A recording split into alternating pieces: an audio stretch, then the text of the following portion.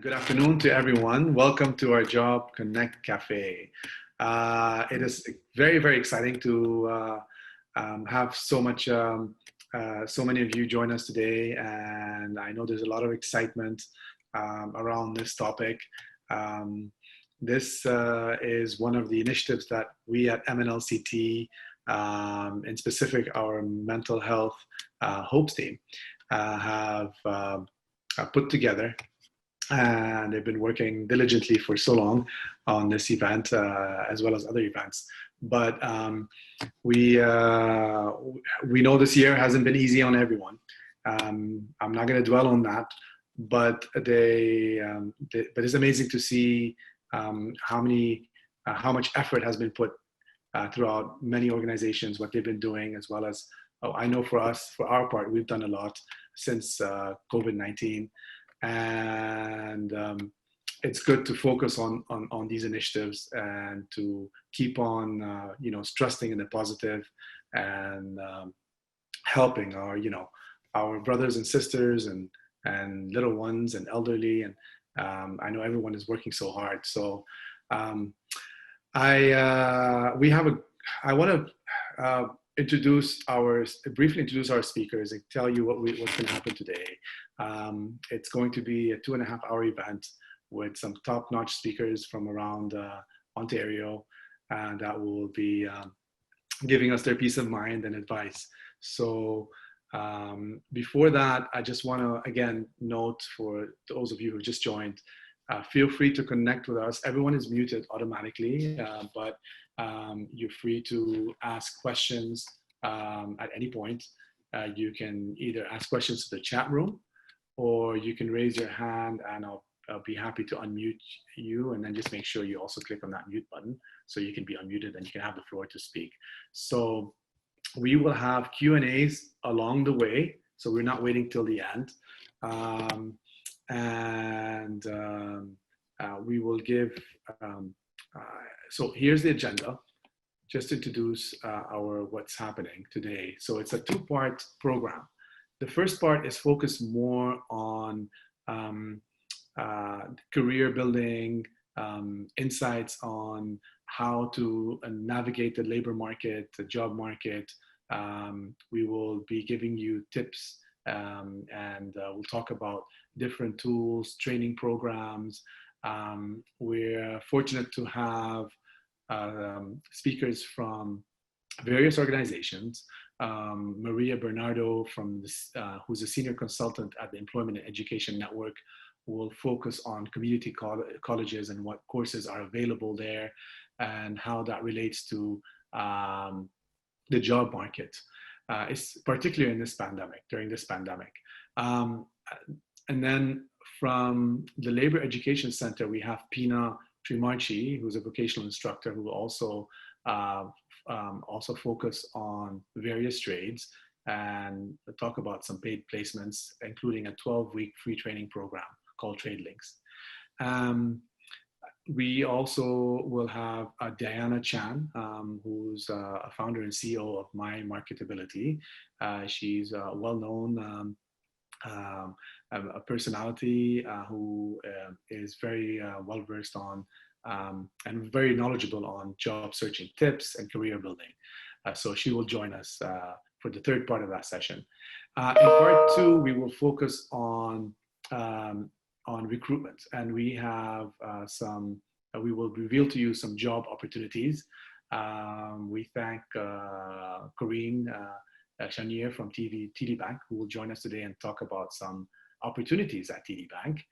So if you're interested in the banking sector, financial sector, and other opportunities that relate to that, so stay tuned. There's some great opportunities there. We have Jane Teasdale from Mosaic Home Care. Again, we know the healthcare industry is in high demand at the moment, so she will give us some insights there and some opportunities that they have at their organization. And last but not least, our team, Lourdes Balse, who is part of our mental health team. She's a coach and employment specialist as well. she will be noting a lot of opportunities in various sectors. So retail, healthcare, financial, and some essential jobs that are available at the moment in the market. In the end, we will, for any of you who are interested, we will connect with you. We'll send you an email just to connect with you with a survey, just a brief survey, just to see how, some takeaways from this session today. And we will also include some of those job vacancies that are available today. So in a nutshell, that's what we're doing today. And again, I thank each one of you for joining us. And without further ado, I want to open the floor to our first speaker. Leticia is the head of our mental health team. She is a brilliant person who's done a lot of, she's helped a lot of people along the way in her journey. I think many of you know her, and she heads the Lights program, the Hopes program. So this session today was fueled from that. And the unique part of the Hopes program, which she can tell us more about, is that there's a lot of career bridging as well as mental health efforts that are fused into one. So she's been with our center since 2009, and I want to introduce her today. Welcome, Leticia. Thank you so much for putting this together. Please, you can have the floor, and would like to hear from you. Thank you, Miles. So good afternoon, everybody, and welcome to the Men New Life Center Job Connect Cafe 2020 event. So as Miles said, we are really excited with this. We have been doing this event since 2016 every year, and this is the first time we have hosted the event on a virtual platform. So this is a new experience for all of us. And in the former workshops, we have approximately like 20 participants. But now, thank you to the technology, we have like more than 100 and 200 requests to register in these interesting events. And what it is more interesting is that we receive requests from people all around Canada and even outside Canada. So even immigrants that are considering coming to Canada are joining today in this event. So you will agree with me that this is an opportunity to gather all together and to explore different employment options and alternatives that are for newcomers, especially in these difficult times in which employment is one of the sectors that have been most affected, especially by the COVID-19. So now I would like to introduce the HOPES program. So the HOPES program means helping our newcomer prepare for employment success. In our program, we believe that finding a meaningful job is key in the integration process for newcomers. For this reason, in our center, through the HOPES program, newcomers are connected with educational and employment institutions while they receive mental health and coaching support. And this is one of the activities that this Job Connect Cafe is an example of the connection and networking that we promote with all of you. So Job Connect Cafe, this event is an example of the many activities and tasks that we prepare to give and empower newcomers with the knowledge and help them to build the networking. So I just want to say thank you, everybody. Thank you to all the Men New Life Center programs, the communication, the IT, the settlement, the bridge, all the programs that have made possible this meeting today. And thank you to all the speakers and all the community members, all of you that are here today in this platform. And I hope that this will be like a meaningful and helpful experience for all of us. Thank you so much. Thank you, Leticia. Thank you for being with us. Thank you for putting this again together. So if you, at the way we've designed this, at the end of each presentation, we will open the floor for any Q&A. So if anyone has any question for Leticia, feel free to let me know, or raise your hand, or ask us on the chat, and we'd love to give you the floor. But you still have the chance. I mean, we'll, you can, you know, if you, you can ask us anytime, so it doesn't have to be now. But let me start. If we don't have any questions right now, Leticia, I want to start with our first speaker, Maria Bernardo. As I mentioned earlier, she's a senior consultant. Maria has over 16 years experience. She's a career and education specialist. And as I mentioned earlier, she's a senior consultant at Employment and Education Network of Canada. She's a specialist on the labor market and the trends happening in Ontario. And she has extensive experience in legal, immigration, and business accounting. So Maria, welcome to our event today. Thank you for offering to speak. We look forward to, go ahead. Hello, good afternoon, everyone. Good afternoon. It's my privilege to be speaking before all of you today. I'm happy to be sharing with you all my insights. So let me just start sharing my screen, okay? I would rather you see my screen than my face, okay? Anyway, let me try this share screen. Okay, there you go. There. Okay. So the topics that I will be speaking with you today are several topics, like number one are the post-COVID-19 pandemic jobs. I'll be going through these post-COVID-19 pandemic jobs very quickly, because I think at the end of this webinar, there will be a lot of people speaking about post-pandemic jobs. So I'll be focusing maybe more on questions about second career educational grants, okay, where the government will give us free money just to get ourselves educated, okay, and the Ontario Student Assistance Program. Now let's go to the post-COVID-19 pandemic jobs. The COVID-19 pandemic and resulting economic crisis has really caused a very long-standing cracks in our labor market.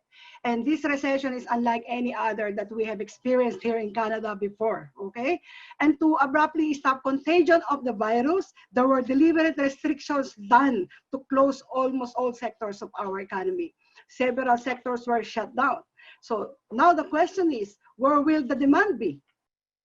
So now working remotely, the digital economy, the gig workers' rise, and virtual offices will inevitably going to feature more in our lives. But where will actually the demand be after the pandemic? Let us take a quick look at the various job postings. I just got these yesterday from Job Bank. So Canada Bread, Maple Leaf, all these things, they are currently hiring, okay? I'll be giving you copies of these slides, so we don't have to go through all of this, because I have like 15 minutes to speak about all these things. So transportation, retail, they are all hiring. Walmart, Loblaws, okay? And also Rogers, Bell, Sun Life. So the demands will actually be mostly in the following sectors, okay? First is the health sector. There will be a demand for screen workers for possible symptoms. You know, companies are right now screening people who would come into the companies. So there will be more positions open for screeners, and also for health and safety administrators. The elderly, they would like to be taken care of more in the home rather than be assigned to assisted living facilities. So there will be more demand in the home healthcare workers. Also public sector roles, not just the nurses and the clinicians, but there will be demands in pharmacies, carers, health trust positions, Emergency service roles also from paramedics to the police will be in demand, okay? And to continue studying about this pandemic and also the future pandemics, hopefully none, okay? But there will be great demand for scientists and researchers, virologists and microbiologists, okay? So let us take a quick look, very quick look at the top healthcare occupations right now. So these are the list: pharmacists, caregivers. So again, I'll be giving you copies of these slides so we don't have to go through all of these one by one, okay? So also that sector that will see more employment in the coming weeks or months or maybe years is the technology sector. The digital media, social media, mobile apps, conferencing, websites, online ordering systems will be in great demand. Along with this will be the software developers, troubleshooters. So when we have troubles going into the system, we should have IT developers, troubleshooters, help desk, networking support, data and cybersecurity professionals. Especially lately, there are so many cybersecurity attacks, okay? So we need these positions. And collaboration tool experts, communication and entertainment experts, information and data analysts. Of course, this will also come with visual communication and graphic design experts, okay? So again, let us take a quick look at the current job openings, okay? Top digital and technology occupations. All these programs, actually, you can study in any community college, okay? Even private colleges, okay? So cybersecurity experts, machine learning engineers, all these things. Again, I'll give you a copy of the slides. Another sector we will see a great demand in the coming months or years is the supply and demand sector, of course. So the supply and demand, we realize how critical the speedy and effective supply of goods and materials is right now, okay? We will see a rise in the supply chain roles, including planners, logisticians, analysts, supply chain and technology specialists, and who can connect the unconnected parts of the supply chain. These logistics roles cover, you know, warehousing, also transport and delivery, and fulfillment of these roles. Included are distribution, shipping, receiving. So shipping and receiving also will be in high demand, okay? So let us take a quick look at the top supply and demand occupations. The delivery drivers, logistics managers, shipment coordinators, and all these things will be in high demand, okay? So another sector that will see a rise in employment is, of course, the engineering and architectural sector. Shortages of affordable housing have well been documented, especially here in Toronto. People now shelter in their homes, and the number of homes available for sale on the real estate market has taken a dive, okay? So as a result, a variety of construction, engineering, and architectural jobs will remain in demand. These civil and structural engineers include architects, designers, construction workers and helpers, heavy equipment operators, and of course, towards the end, the affordable housing seller positions will be in high demand, okay? So there is also another sector that will see a rise in employment, and that is the manufacturing sector. Manufacturers and consumers of goods and health supplies are ramping up production to respond to increase in demand. So this will give rise to higher demand in workers and supervisors, not only in consumer goods, but in health supplies also. So along with this will come increased demand for QA and QC positions related to consumer goods and health supplies, okay?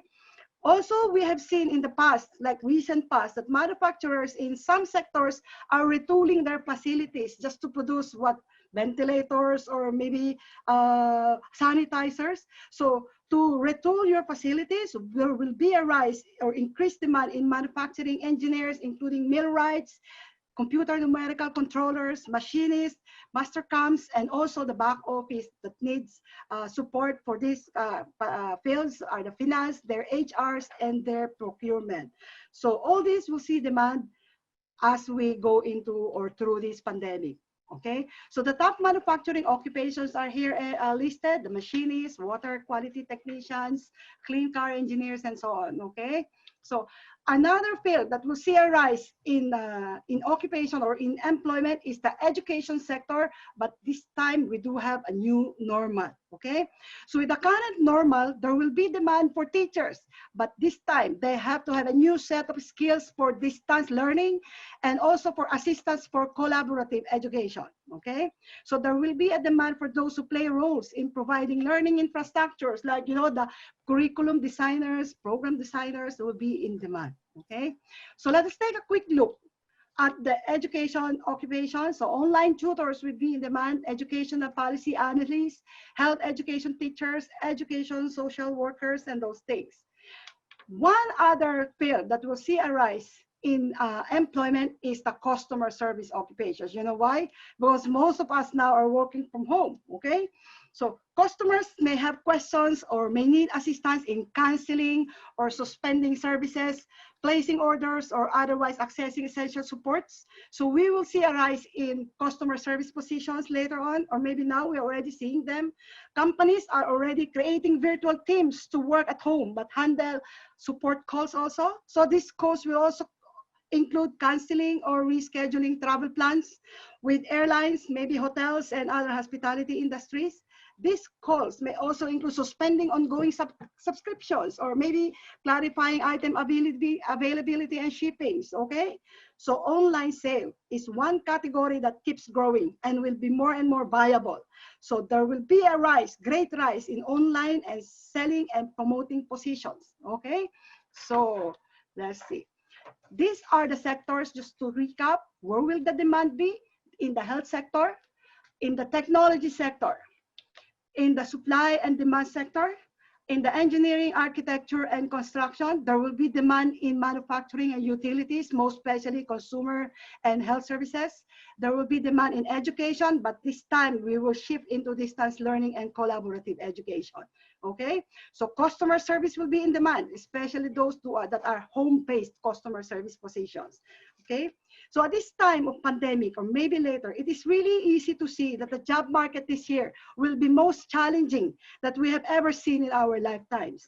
So if you have lost your job, or maybe you have taken a pay cut or are staring at an uncertain future, you know, let us just know that it's just a great time for us maybe to consider a career change. Okay, so instead of struggling to retain status quo, and let us just embrace the chaos, okay? So now is the time to acknowledge that there are new realities, there are new normals, and the careers that are thriving during the pandemic or because of it are changing, okay? So to help us towards this direction, the government, however, has strengthened certain governmental, educational, financial assistances to those who would like to go back to school to have a change in career, okay?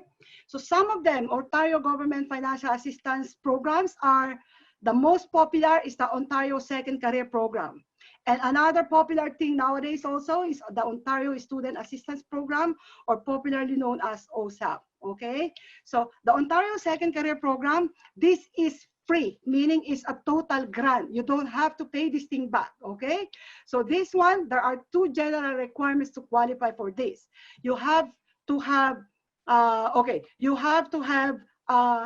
this is up to $28,000 in educational grant, okay?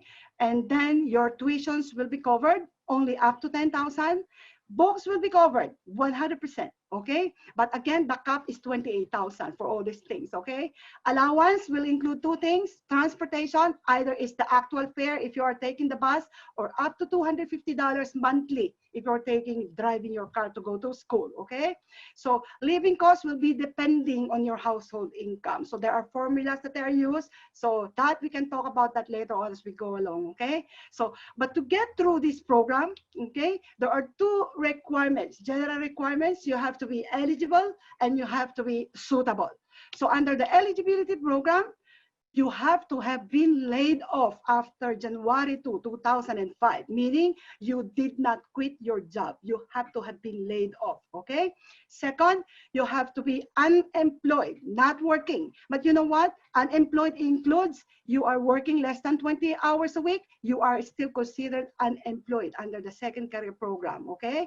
You have to be a resident of Ontario. So it means you're residing in Ontario now. So even if you were laid off in Alberta, another province, but now you can prove that now you are residing in Ontario right now, then you may qualify for this, okay? You have to be a Canadian citizen or permanent resident. If you are also a protected person, you know, with that protected person status, you may also qualify, okay?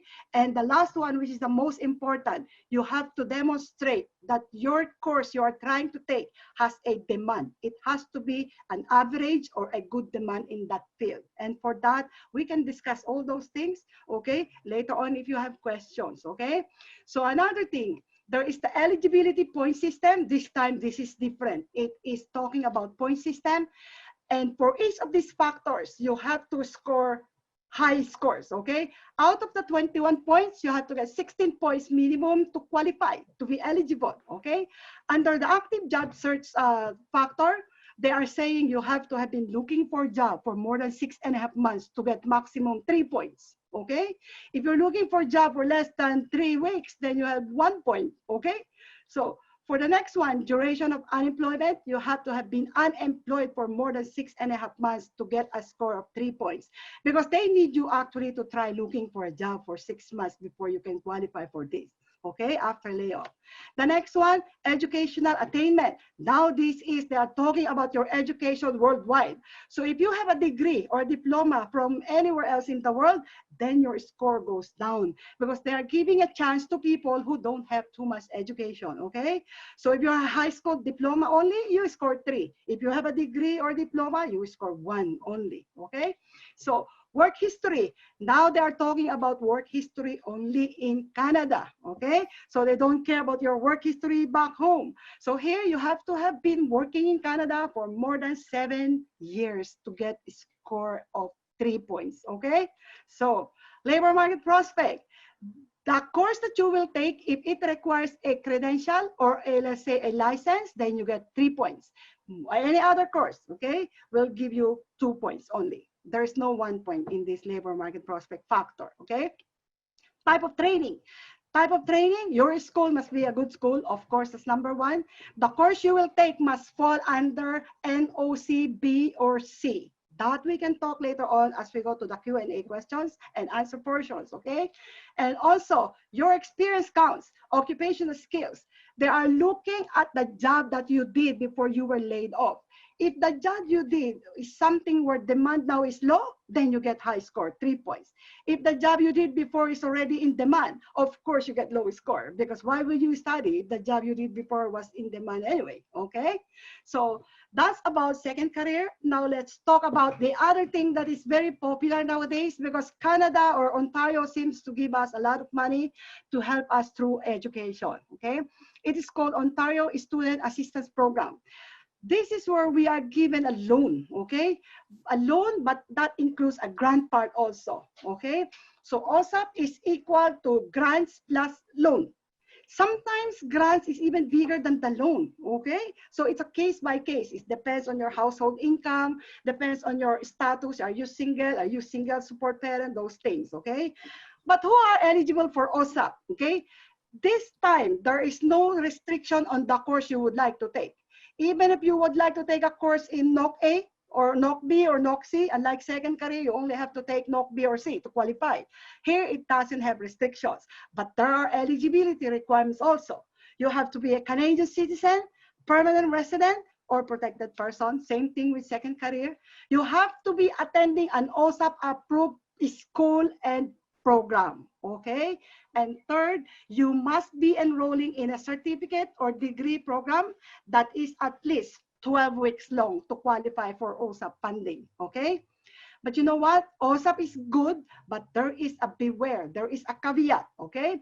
Some people wakes up one morning seeing that no grant anymore. It's all converted into a loan. So what are the instances when OSAP grant is converted into a loan? Grants may be converted into a loan if, number 1, you start studying, but during the first 30 days of your schooling, you withdraw. You took the money, you ran away. Oh my God, your grant will be converted into all loan. And the government is angry with us if you do that, okay? And second, as a result of an assessment, you are not entitled to all or part of the grant. Let us say you reported an income that is wrong and they caught you, okay? Your reported income is wrong, they caught you, then your grant will be converted to loan for misrepresentation, okay? Also, income information provided by you in your OSAP application cannot be verified. They will ask, usually for this school year, they will ask for the 2019 income. If you will put something there and the government, there is no way for them to verify because you did not file your 2019 tax, then your grants will be converted into a loan. So these are the only caveats, I should say, when you do these applications. You have to be careful. You have to tell the truth when you do your applications, okay? So, but right now, I think this is the best time time for us to change our careers if your career is not one of those that I previously mentioned, because this will be lingering through long time after pandemic. There will be change in the course that employment demand will be going through, okay? So Maria, actually, I'm glad you, thank you so much for that. The whole idea of the second career, I would call it a philosophy. It's a trend. Well, it's been a trend for a while where we yeah, see a lot of people when they, I guess between around the 40, 35, 40, 45, we've seen that with executive managers. They feel that maybe what they're doing is not their dream job, is not yes, their correct. passion. So, and hence that's where you've seen a lot of coaching come into play. And I know it's high in demand, where people are questioning. The fact that we're going through this pandemic, we're going through this period, has, I think, made us more aware of ourselves and what we want and our needs and our passions. So I'm so happy that you highlighted this point, because I know a lot of people at the moment, maybe some of the participants we have today who are attending, some want just a job, an essential service, just to pass the time through. But it doesn't hurt to also think about your dream job. So Yeah. thank you for bringing that in. I know we're kind of short on time, but if anyone has any questions for Maria, please feel free to raise your hand or ask us, and she can highlight more of those. So we'll give the floor to anyone who wants. But if anyone has any questions, I think we got a few comments, but no questions. But anyway, what I'll do, Maria, I want to thank you again. Actually, there is a question from Gurpreet. Thank you, Gurpreet. He is asking if there's assistance for international students. That is a very good and sad question at the same time, okay? During pandemic, there was certain assistance given by the government to international students, but right now, most assistances we need here for local students. So if you notice, only permanent residents and citizens and those with protected persons are qualified for these things, okay? Angela, we have Angela with us. She has a question she wants to ask if there's any about the help student that you mentioned first. Angela, you can speak as well if you want to elaborate more.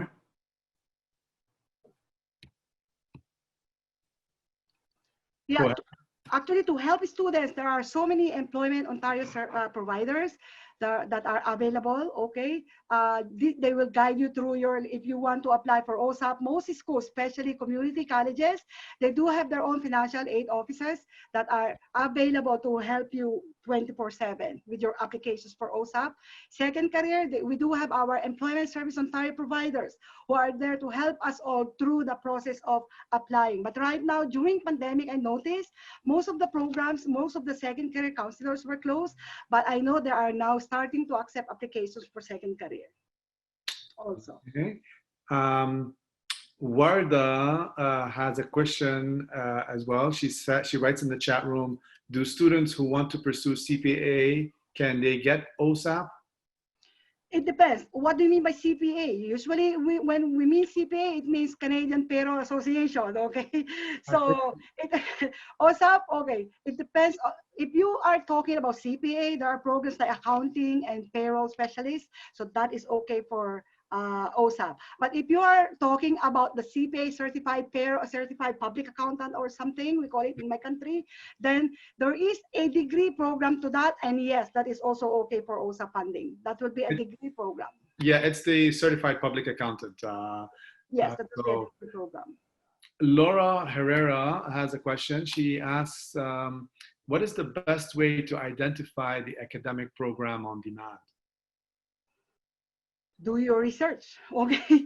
So this So that is why we are here to help you, to tell you where is the demand going, okay? Because it is really hard to tell one client who asks us, where will the demand be? So we take the whole picture of you. What was your experience back home? What have you been doing all these years? So that is where we will guide you through. So there's no exact box type answer to your question. So maybe we can, maybe you can email to us and let's see the whole package of you. What your educational background, your skills background, your experience, and then we can guide you through your career. Okay. Yes, thank you. I just want to quickly add here that MNLCT, some of you are familiar with our bridging programs. That's another avenue that a lot of newcomers I feel, should take advantage of. We have two very well-established programs. One is Media and Communications, BEMC, and since we've launched it, we've had a lot of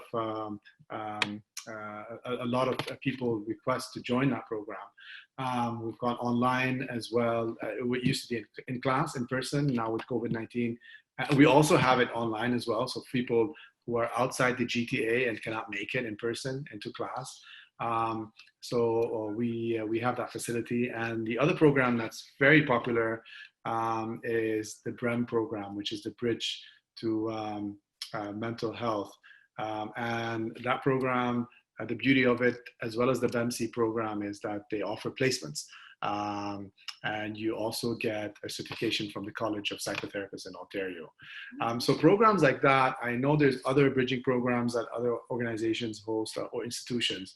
That is a very good opportunity to take advantage of. Again, you can always, anyone can connect with us and we can put you through to the program managers and we can tell you more about those. But Maria, I want to thank you so much for joining us today. It's a lot to grasp in. We will share the presentations. We already have a few requests, so we will share that afterwards. We'll email our clients and our participants today. So thank you again, and stay tuned. Pina Trimarchi, welcome. Thank you so much for joining us today. Pina is from the she's a vocational instructor from the Labor Education Center. So Pina has over 20 years. She's a career and work counselor. She's also a life skills coach, and she's a safety instructor for the Trade Links pre-apprenticeship program. She's going to tell us more about that. It's a very exciting program, so I'll leave it to her. But she's also an HR leader, human resources certified leader. She takes pride in providing holistic approach to client-centered services.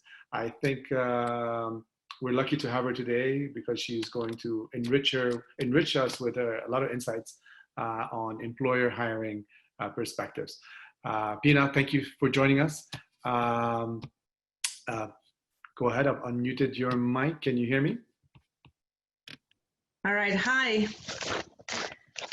Hi. Good afternoon, everybody. I just wanted to say that I'm also a second career graduate. Back in 2008, I was laid off and took advantage of second career, went to George Brown College and got a diploma in career work counseling, which bloomed my career, and here I am today doing this after 10 years. So it's a great program. Look into it, get a counselor to guide you through it, as I did, and success is there for you. Today I'm representing TradesLink, which is a program with the Labor Education Center. As all of us know who drive along the city of Toronto, there's construction everywhere. And as I'm driving along, I need to remind myself that that's okay, that I'm delayed, because those are jobs for my people that we put through our program. So it kind of calms me down and I'm able to get home and get to work without getting an anxiety attack with all the construction. So what happened in the start of 2020, the Canadian construction maintenance industry was anticipating another year of continuous growth, but the trajectory was cut short because of COVID. So the pandemic put things on pause. So the construction industry was sidelined, not only by concerns for health and safety of workers, but the reduced demand resulting from delays in planned public and private sector capital projects and constraints in consumer spending. Initial confusion about the nature of the coronavirus and the establishment of new health and safety protocols gave way to clear government guidelines, with construction declared as an essential service.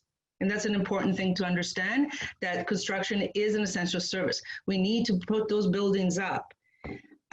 So in many provinces, not only in Ontario, throughout Canada, some projects slowed down initially due to the introduction of these measures. However, workers and employers adapted on site and operations adjusted back to normal levels, which is exciting. Despite the short-term labor dislocations, however, the construction industry must continue to be mindful of the demographic challenges it continues to fare, as 257,000 and skilled workers, and the key word is skilled workers, are likely to retire by 2029. Accounting for the most growth and anticipating the entry of young workers joining the industry, Build Force Canada, which is the people who put this research together, anticipates a shortfall of nearly 82,000 skilled, again, the word there, keyword there is skilled workers by 2029. To avert this shortfall, the industry must continue to commit to border recruitment, training, and apprenticeships. And as we hear now, there's 150 trades out there. As we hear Doug Ford on a daily basis say, we need to ramp up our skill sets. Hence the reason why there is a lot of money put into education. There's a skill shortage in this industry, especially in the skilled labor, allowing it to meet further demand. So the demand is there, absolutely. So what's happening in Ontario? So in Ontario, back in February 10, the Build Force Canada put this out. Ontario is expected to peak in 2020. Then the pandemic hit and put it on hold a little bit. It's driven by major requirements in the greater, for major projects requirements in the GTA in Southwestern Ontario. These include LRT, projects to nuclear refurbished projects, and other infrastructure related demands. This will be followed by a second peak expected in 2026. Now that has kind of shifted a little bit because as other things are being announced because of the pandemic, such as long-term homes being built by 2021. Mississauga and the Humber River Hospital, there's going to be a long-term home built there in Toronto and in Ajax. Also, the government has also stepped in to get closer to putting shovels in the ground for the largest subway expansion in Canadian history. With the expectation of the RFPs to advance tunneling work on the Scarborough-Mississauga subway extension. That means jobs. Jobs in all trades. So you got shoring, you have, where they're digging, that's where they start. So in the process of the construction, the jobs are going to be as they need them. So as they finish the subway, they're going to need terrazzo, people who do terrazzo. We need people who do drywall. So every single construction trade is going to be in need. The key word is there, are you skilled? These are skilled trades. So the problem is we need to get people to the point that they're skilled. Hence the reason Trade Links is here to help. So I'm going to show a video. It's a 6-minute video. And then I'll come back and talk about our TradesLink program and the criteria and the qualifications to get into the program and answer any questions. So I'm going to share my screen now.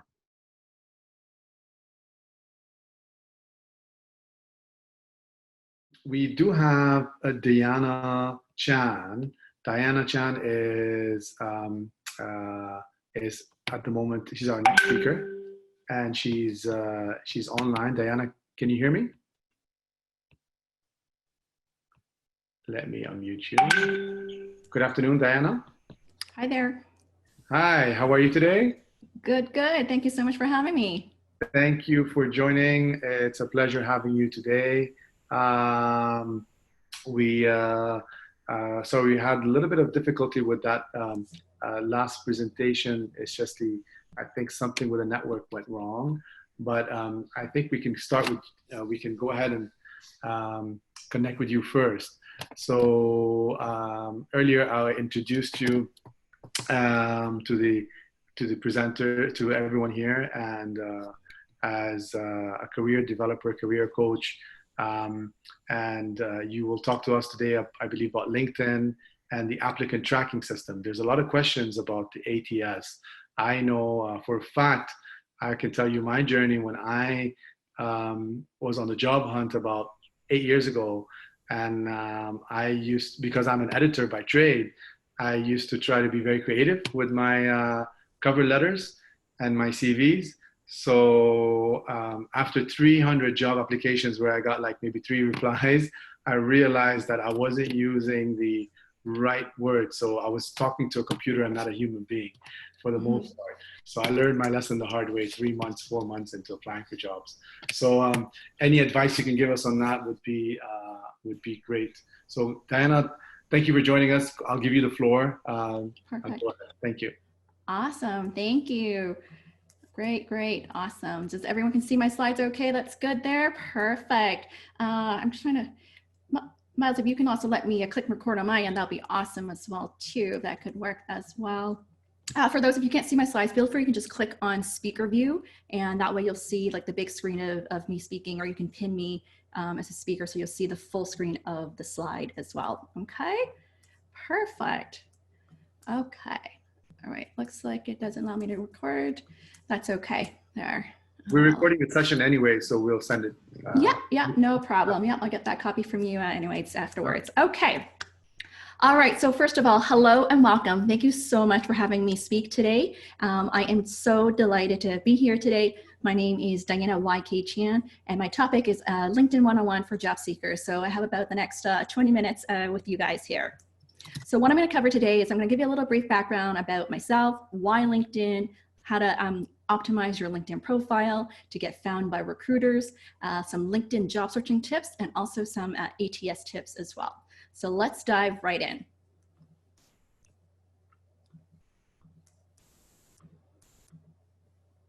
Okay, so a little bit about myself. I'm a former recruiter turned career coach, speaker, and trainer at Marketability. I worked with mid to senior level professionals, executives, and leaders to find a meaningful career, navigate change, and differentiate as top talent to get hired and earn more. I've worked with thousands of job seekers and newcomers as well to get hired into top companies in the financial services industry, technology industry, consulting, consumer packaged goods industry as well. So some companies I've helped people get hired into include such as Amazon, LinkedIn, Microsoft, SAS, Salesforce, all the top banks, top consulting firms like Accenture, Deloitte, Boston Consulting Firm, and many, many more. Some of my recent success story was recently I had a client who was actually new to Canada, who I helped her nearly double her salary in a sales technology role within 3 months of working together. And then another recent one was working with another professional who's in the States who got an opportunity here with Shopify Canada, and he's getting he got an opportunity at the next level, at a manager level, where he also increased his salary by over 5 figures.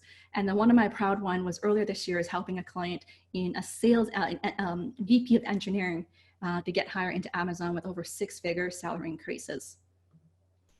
I'm recognized by JobScan as one of the top 10 job search experts to follow on LinkedIn. So if we're not connected yet, I invite you to connect with me on LinkedIn as well at Diana YK Chan. I have over 15 years of experience in recruiting, coaching, training, speaking, consulting, and marketing. I've worked at companies like TELUS in marketing, change management, operations, at Accenture in management consulting, specializing in HR, talent management, and training. At Google, I was the first and only recruiter here in Canada to help them double their workforce there for digital sales roles.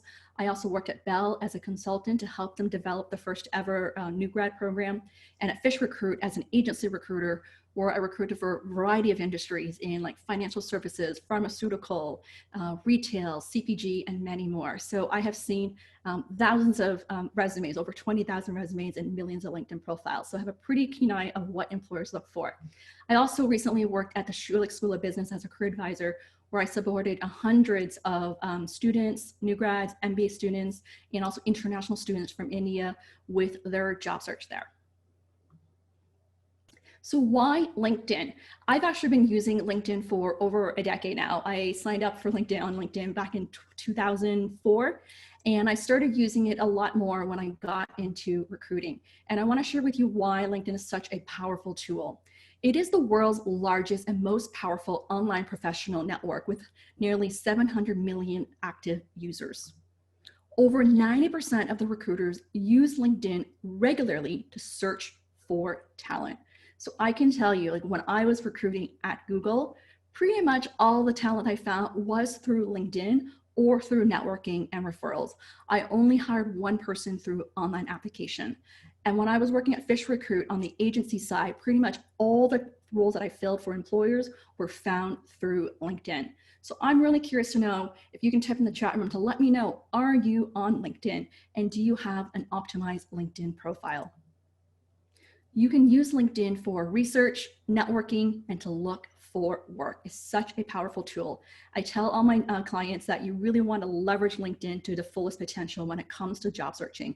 Just relying on applying online, it's not enough, as you only have less than 3% chance of getting an interview. So you really want to use LinkedIn to build your brand so that you can increase your marketability, visibility, and searchability so that you get found to generate opportunities. Okay, so if you don't have LinkedIn yet, I'm going to walk you through today of how you can create a great LinkedIn profile. So what are the areas to keyword optimize? So I'm going to walk you through some of the sections that you want to pay attention to when it comes to keywords. And I want to challenge you to really think like a recruiter. Think like a recruiter of how they would search for talent. What did they look for? So from my experience as a recruiter, having recruited for so many roles, you really want to first think about like, what are the typical, let's say, job titles that they would search for? So for example, let's just say marketing. Marketing manager is a role that I need to fill, and it's a digital marketing manager. I would search for that job title, digital marketing manager. And other keywords that I could search for, depending on the industry, it could be B2B marketing, B2C marketing, it could be web marketing, online marketing. These are the keywords that I would be searching for. So you want to make sure that you have those keywords within these sections here. So one is the tagline, which is the headline statement. Right below your name, beside your picture, you want to make sure you have like your target job title and 3 keywords. Second is the about summary. This is what I call like the premium real estate space. Most people don't take advantage of this. If you do write a really good story and a good bio, it's a great way to differentiate. So as a recruiter, I would search for thousands of profiles in order to identify my top like 100 profiles I would reach out to, and then narrow down to like the top 30 or so to have like an interview with, and then narrow down to like my top 5 to 10 people to present to an employer. So what I find is that when people have a great headline, a great bio summary, it's always usually a great conversation starter there. The third is really your job titles. So depending on where you've worked, you want to also make sure the job titles that you have, is it clear, is it equivalent to the market that you're in, to the location that you're in as well. So as that example, I have a client who's in marketing and her title is industry manager or market development manager, which is not a common title in marketing. So I would suggest to her is to use a more common title like marketing manager and add in, is it a B2B or B2C marketing manager, okay? The next is the professional experience. So oftentimes people have what I call like a bare bones profile where they may just have a title but don't have any description. So you really also want to make sure that you have a great description there. And the next is the skills. So a lot of you don't know this, but the skills section is also really what's impacting the algorithm for you to get found. I just had one of my clients who was also helping someone else to optimize their skills section. And afterward, like this person generated over 10 opportunities there.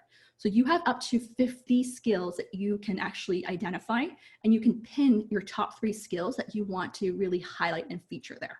Okay, so make sure that you maximize and take advantage of all these feature areas. So when you think about this, the strategy here is you want to sprinkle all these keywords throughout your entire profile, in the tagline, in the summary, in the job titles, professional experience area, in the skills area, so that it will help you increase your ranking there. Okay. Next, I'm going to give you some tips on how to really make your profile stand out. This is just from my years or decade of experience in recruiting that I've seen tons of profiles, and here are some of my summary tips of how you can really make yours to grab the recruiter's attention there. First is you want to have an 100% complete profile.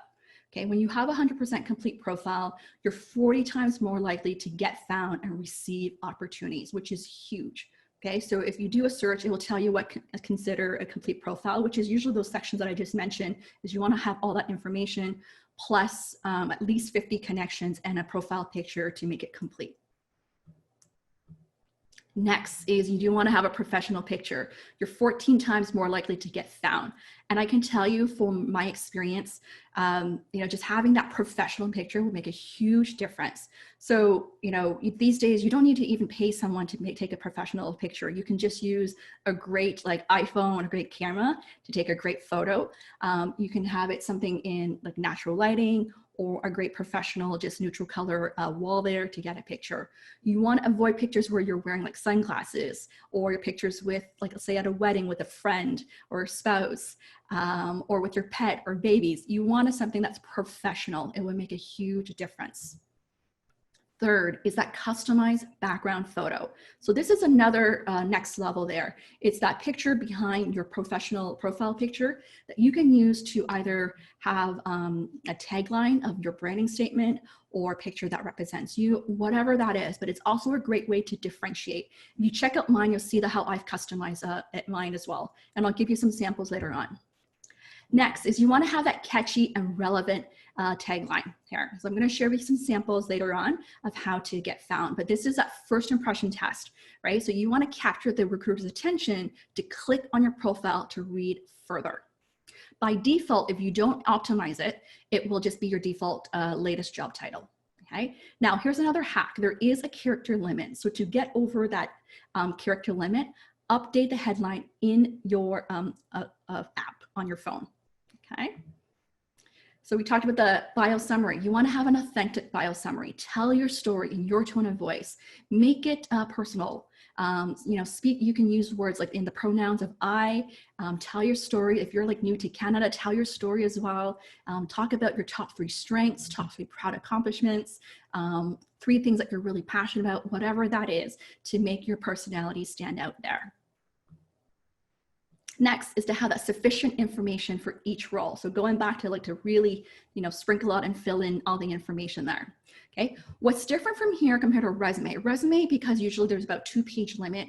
In here on LinkedIn, you actually have more real estate space. So you can actually elaborate further, tell the story of how you joined this company, the overall scope of your role, what you've accomplished, to really, connect the dots of all the roles that you've had. Lastly, is you want to have strong endorsements and testimonials. So this is another great way to stand out. You can ask people to endorse your skills, and you can also ask your former employer, colleagues, or clients to write you great testimonial there. Okay, so that's another great way to increase your credibility. Okay, so here's a tip. Before you update your profile, make sure you turn off your activity broadcast settings in the privacy there. Okay, because if you don't do that, every time you update your profile, it will signal to your network that you're updating your profile. So make sure you turn that off first. Next is that you also want to customize your LinkedIn URL. So you see mine here is linkedin.com/in/Diana Chan. Okay, by default, it's with your name and a bunch of numbers and characters there. You want to just edit it just to be your name so that you can also add that to your email signature and to your resume. Okay, so here are some great sample profiles. Here are just 3 people I want to share with you, and I'll share with the links with you as well for you to check them out. These are all my past clients. So Ritu here, who I recently worked with, she's new to Canada 2 years ago, and we recently worked together. So you can see here in her tagline, channel account manager is the type of role that she's targeting. She's in sales, and specifically she's in channel sales. So we had channel account manager, partner sales manager, and her her keywords would be account management, B2B software sales. Okay, so these are the words she identified that's common through her search through the job descriptions and her search on LinkedIn. And then we add a value statement, value added resellers management. Okay, so that's another like keyword in her space there. Okay, so I want to challenge you to think about like what's the common title a recruiter would search for? What are those 3 keywords? And if you can, to also add a value prop statement there. The next profile here is Sean. He moved to Canada last year in the fall, and he was from Belgium, and he's in IT change management consulting. So his tagline, IT workforce enablement, guiding the IT organizations through workplace change. Very simple yet impactful there, okay? And I know since he updated, optimized his LinkedIn profile, he received at least 2 to 3 dozen like interview opportunities. So this is why it's so critical to update it. Even with Sarutu, the one that I just shared, within 3 months of working together, she was also able to get an opportunity, and she nearly like doubled her salary, which is huge. My last sample here is Adi, who is in a digital product manager type of role. So if you look at his profile, he's a senior product manager. Some keywords, lead, agile, and digital transformation are some keywords for top Canadian firms. So he's worked for some top Canadian companies, and his value prop statement is launch products at scale to 5 million plus users. So he got more specific of his niche there. Okay, so these are some 3 great profiles that I want to suggest you to all check out. I'm going to post it also here in the chat room, so you can also check out as well, because I won't have time to cover their about summary, but if you look at it, it's well written. I basically supported them on how to really optimize everything to help them increase their marketability, searchability, and visibility. Okay, so I just shared that in the chat room for you to check them out later on. Okay, so moving on is the LinkedIn job searching. So now that you learn how to optimize your LinkedIn profile, let's talk about LinkedIn job searching here. So here are some tips. So what you can do, so here's the action items, is that you can research people, companies, and news. So this is a great way to get insights there. You can also follow your target company pages, get insights, find people. Okay, so there are thousands of companies that you can follow. It's a great way for you to get intel and to show that you're prepared when it comes to networking. You can also set job alerts by titles and companies. So you probably know that you can set job alerts based on your target job titles, but you can also set specific job alerts by target companies. All you have to do is go into the company page and then find their jobs and then set job alerts by that company there. Next is to let recruiters or everyone know that you're open to opportunities. So this is in your settings, a privacy setting there is where you can indicate that. You've probably seen right now, some people have like the picture that open to work as well, where you can also include that to increase the visibility. I want to challenge you to build your network to over 500 connections, because when you build it over to 500 connections, it makes networking easier and for you to find also mutual connections as well, okay? All right, lastly, we're in the last portion here, which is the ATS. It's not as relevant for LinkedIn, but it is relevant for resumes, so I thought I would cover a few tips on that. A few things is that you want to create an ATS-friendly resume. So what I mean by that, here are some specific tips, is that you want to use a simple resume design or template. So you want to avoid any fancy templates that have like multiple, like the editorial type of column, because ATS does screening, or they scan from top to bottom, left to right. Okay, so you want to use just that simple template. Next is you want to avoid any graphics, charts, images, or tables, because this does not scan well in the system there. So those, for example, if you have a skill section, you know how you have those columns of skill section, instead of using tables, use columns. That way in Word, that way it's more scannable in ATS. You also want to optimize your resume with keywords. So this goes back to doing your research about the job description, what employers look for. You want to make sure it's sprinkled throughout the resume. Next is you want to avoid putting your contact information in the header or footer. So this is a common one I think that people may not know. Sometimes they may not scan well of information in the header and footer section. So instead, you want to just adjust your margins of your resume template and just put the information on the top portion there of your document, your contact information.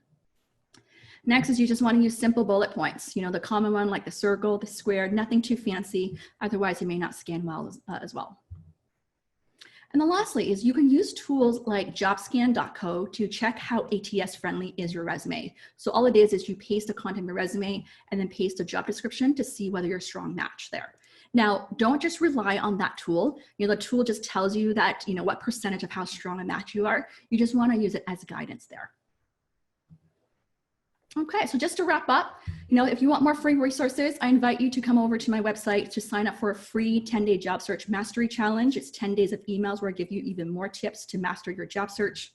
You can also connect with me on LinkedIn at Diana YK Chan. I share pretty much almost like daily tips on career management and job search there. I have a recent article I just published on 11 job search strategies with 3 of my free recent webinars for newcomers as well. So feel free to check that out. And then lastly, feel free to come on over to my YouTube channel where tons of videos to help you with your career management and job search there. Okay, so thank you very much. I don't know if I have time for questions. I know we're just on time there. Someone asked, is there a way to contact me? Feel free just to connect with me on LinkedIn or send me an email through my website there. Okay. Thank you so much, Diana. I appreciate that. This is really, really informative. I want to ask you, and in all naivete, if you don't do LinkedIn, are you out of the job? Like, what are your chances? Because you did say over 90% of jobs are through LinkedIn. Or are there certain sectors that, like, I know LinkedIn is usually for more kind of career-oriented jobs, professions, but when it comes to like essential work, do you have to be on LinkedIn? Or? Yeah, that's a good question. So I think it does depend on industry. I think that, you know, the industries that are like, you know, the technology, financial services, consulting, all these like industries are definitely like pretty much recruiters at the top, at least 500 company, Fortune 500 companies are all using LinkedIn.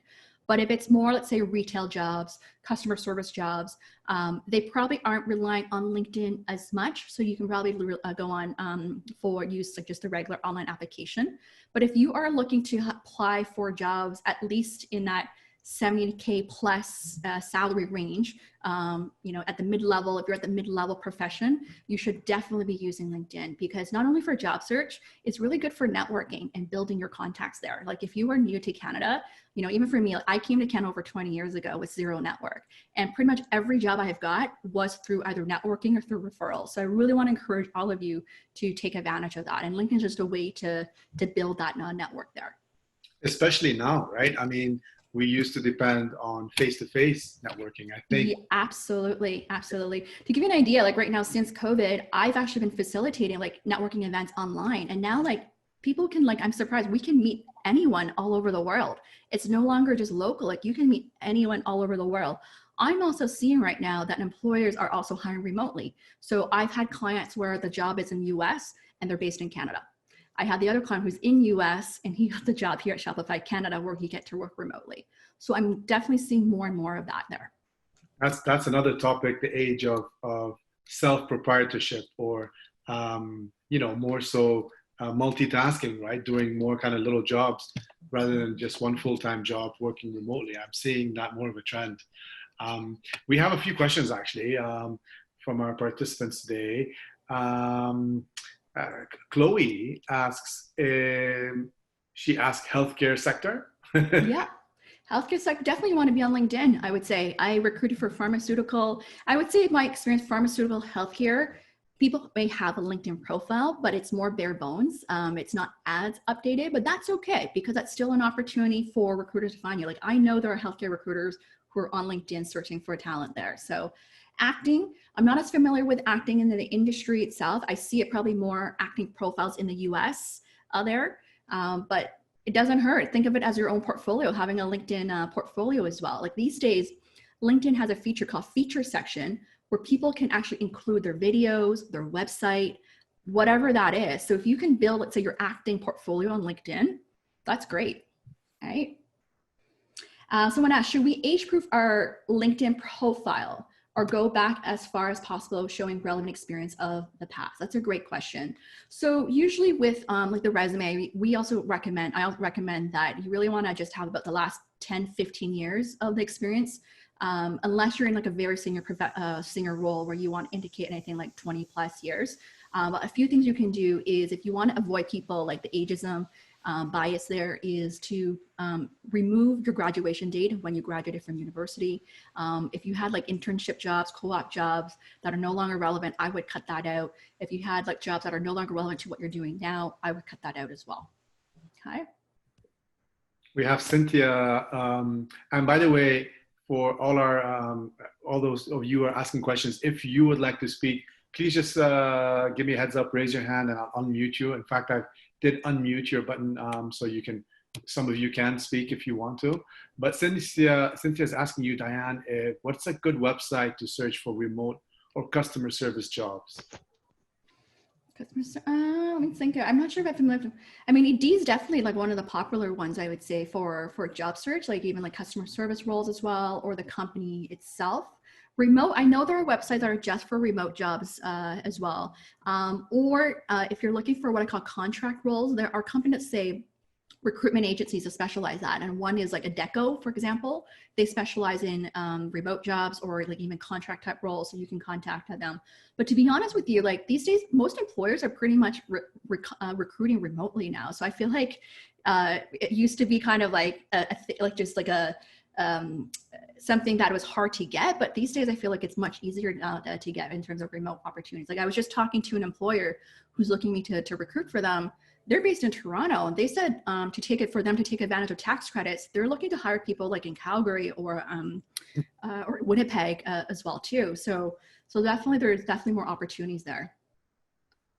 We have actually it's very funny. We are in the nonprofit business, but Dula is asking how how do you take advantage, I guess, of LinkedIn networking for nonprofits, NGOs, and organizations? Yeah, that's a great question. It's similar. Like I've supported clients in nonprofit as well. You can find people online there. Like I recently had a client who was interested in more like social enterprise type of opportunities as well.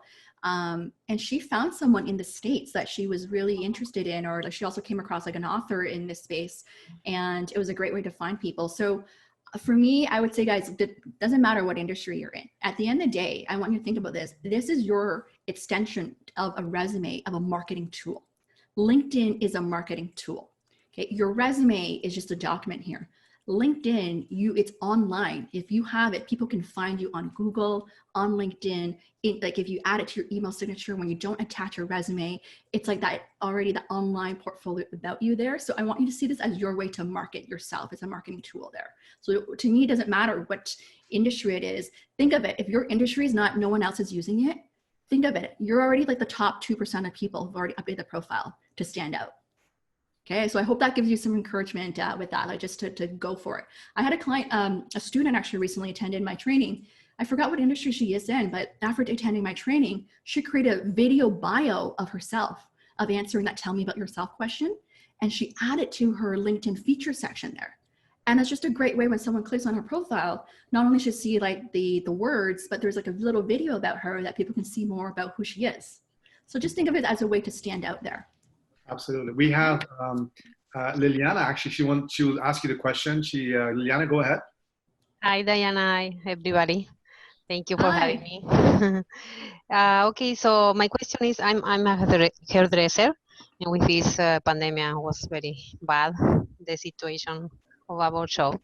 So my question is, if with this program, can I offer my services to everybody, like put my advertisement in this program? Mm-hmm. Yeah. Not to find a job, like an employer asked me to go to work in a salon. Just for example, somebody hired me to give the service, like to do the color, or somebody or cut the hair. For example, you contact me and say, okay, I need a haircut, or I need highlights, or something like that. Yeah. I don't know if I'm not sure if I'm clear on your question. Is it, can you advertise your business on LinkedIn? Is that what you're asking? Yes, exactly. Yeah, absolutely. So you can definitely use your LinkedIn profile. There is actually company pages. You can actually create a business page of your hair salon business, right? So think of it creating a company page, kind of like a Facebook business page as well, but on LinkedIn. you can definitely get leads that way. So what I've seen people done is they have their own personal LinkedIn profile. Like even for me, like I promote, you know, my career coaching, job search service in my own profile, but I also have a company page that you can also add in, like, you know, whatever that you're doing there and connect that way and cross, you know, share stuff as well. But the other thing I was just going to say is, like, in your business as a hairdresser, what I've seen, because I'm also in the online world as well, like you can create like online courses, online videos, teaching people on how to, you know, cut their hair, for example, and going to the teaching side of things. That's like another option there. You can also use like online scheduling tools for people to book services with you there. I see. Okay. Thank you so much. Yeah, you're welcome. Yeah. We have Olan Riwaju. I think Ola for short. He wanted to speak, but his question is, so Ola, I don't know, Ola, do you want to speak? Do you want to ask your question? Or he had unmuted and then he went back to silent mode. Oh, there he is. Ola. Hi. Hi. Thank you. Go ahead. Hi. Hi everyone. Thank you for this webinar. It's quite interesting. My question is basically related to my field of profession. It's been quite a tasking situation for me since I moved into Canada last year. I'm in television broadcasting profession as a technical director, producer, but I've applied for jobs in a lot of places, Rogers, Bell, TTV, CNBC, but each and every time the response is always like, oh, we've decided to go with, after looking through your CV, we decided to go with someone else. So, I mean, I'm just kind of curious that, is there something that I'm doing wrong, or is it because I don't have a Canadian experience? Do I need to study in Canada when it comes to this line of profession? Because I know that with some people in other professions like IT, in, maybe nursing and also that, they seem to get a leeway in terms of, even if you started from, I mean, walking away from the clerical and manipulative classes, it doesn't mean, I mean, starting from as a technical director, but that's just my question.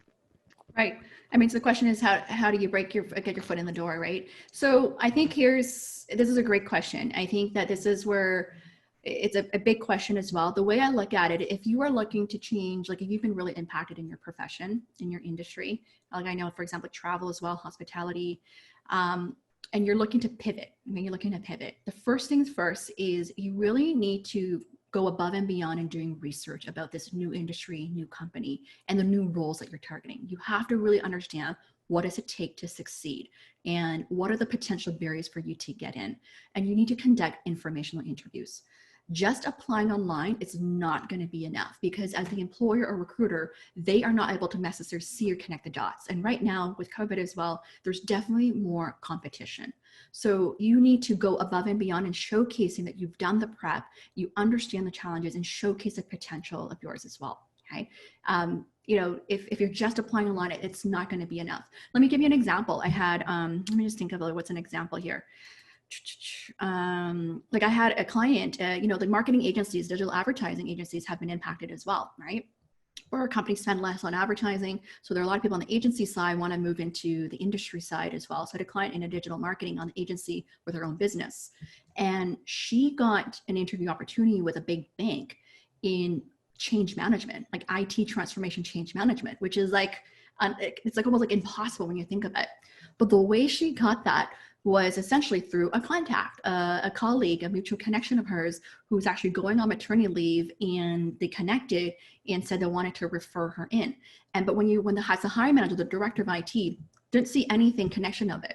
So we had to dissect the job of what is it that they're really trying to do. They were looking for someone on how to better increase the adoption of technology.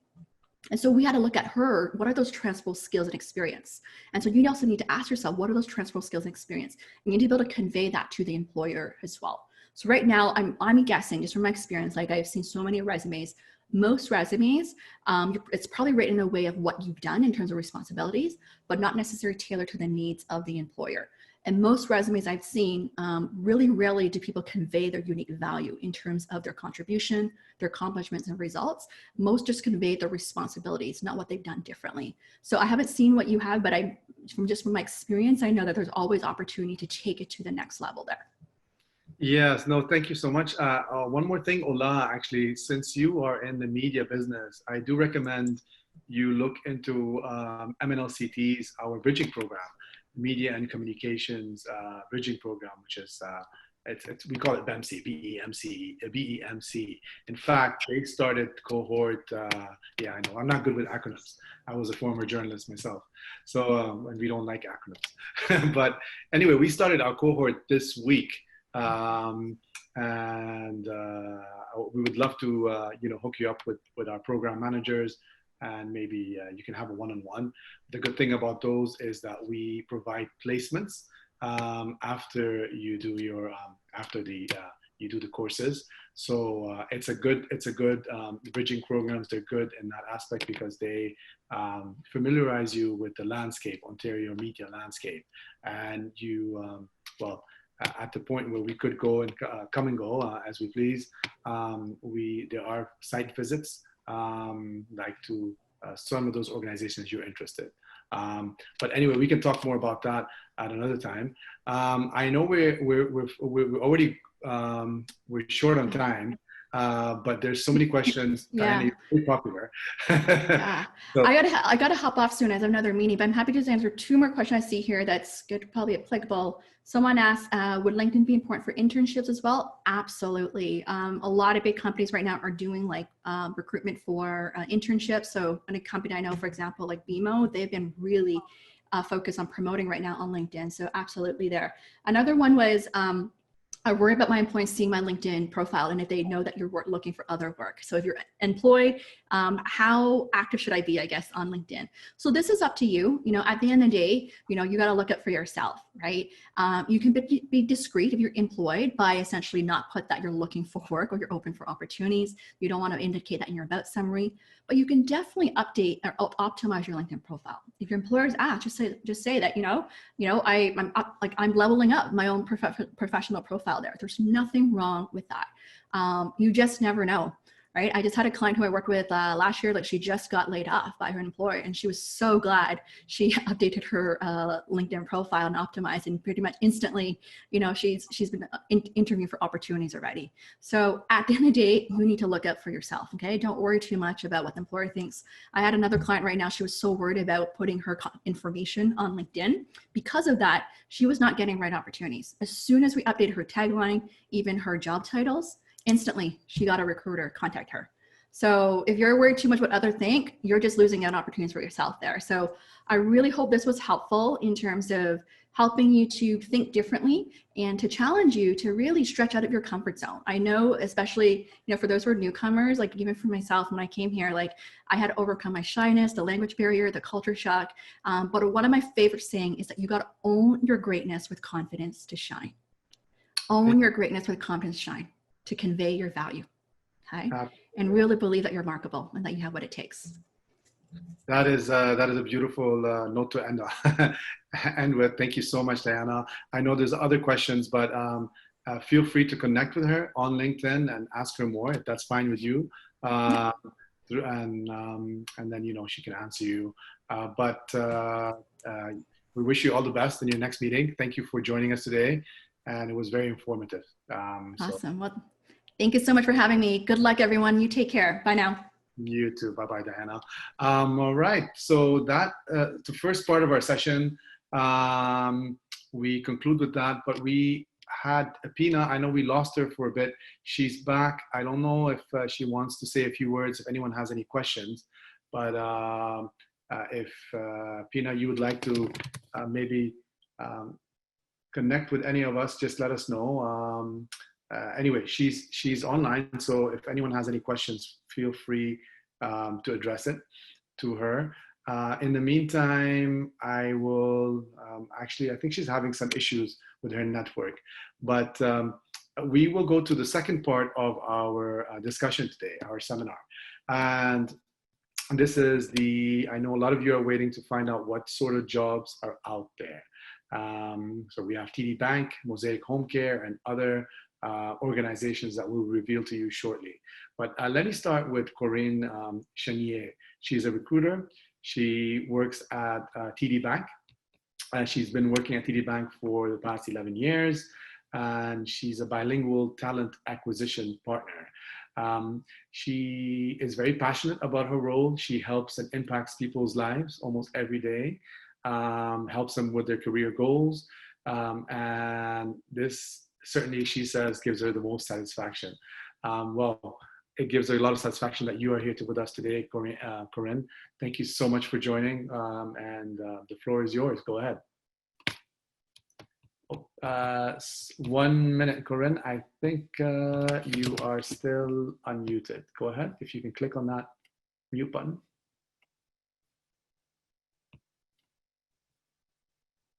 See here. All right, now we can hear you. Thank you. Okay, excellent. Thank you so much for that, Miles. So first of all, I want to say thank you so much for having me at this event. I was very excited when I first heard about it and got invited.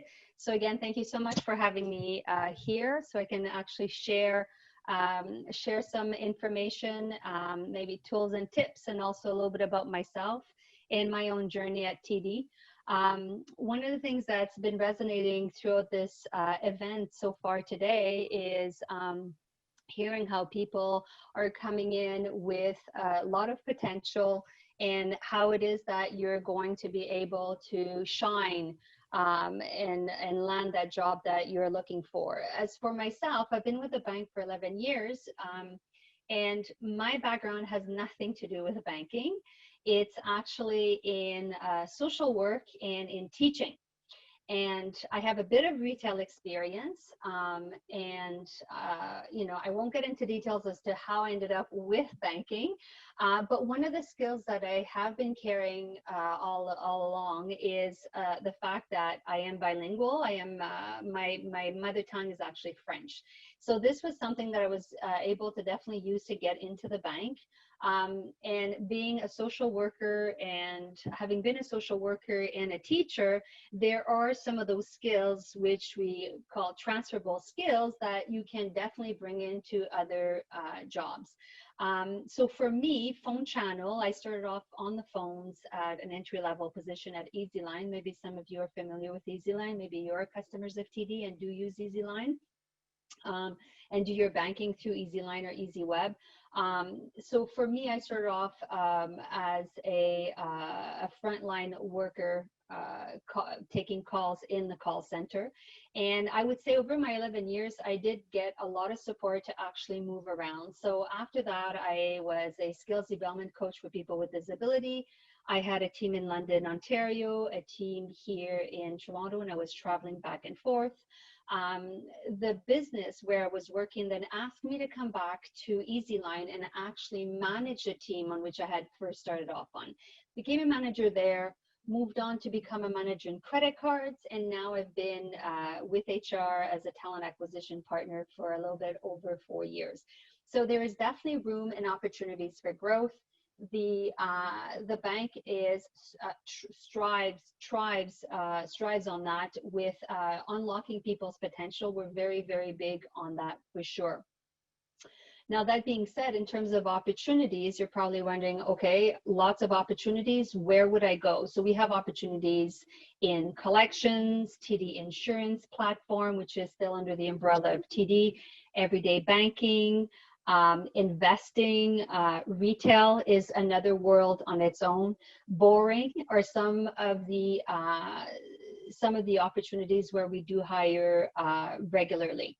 In terms of positions right now, as I mentioned, we do hire, we are always hiring. We're an essential business. Even through COVID, we have continued hiring.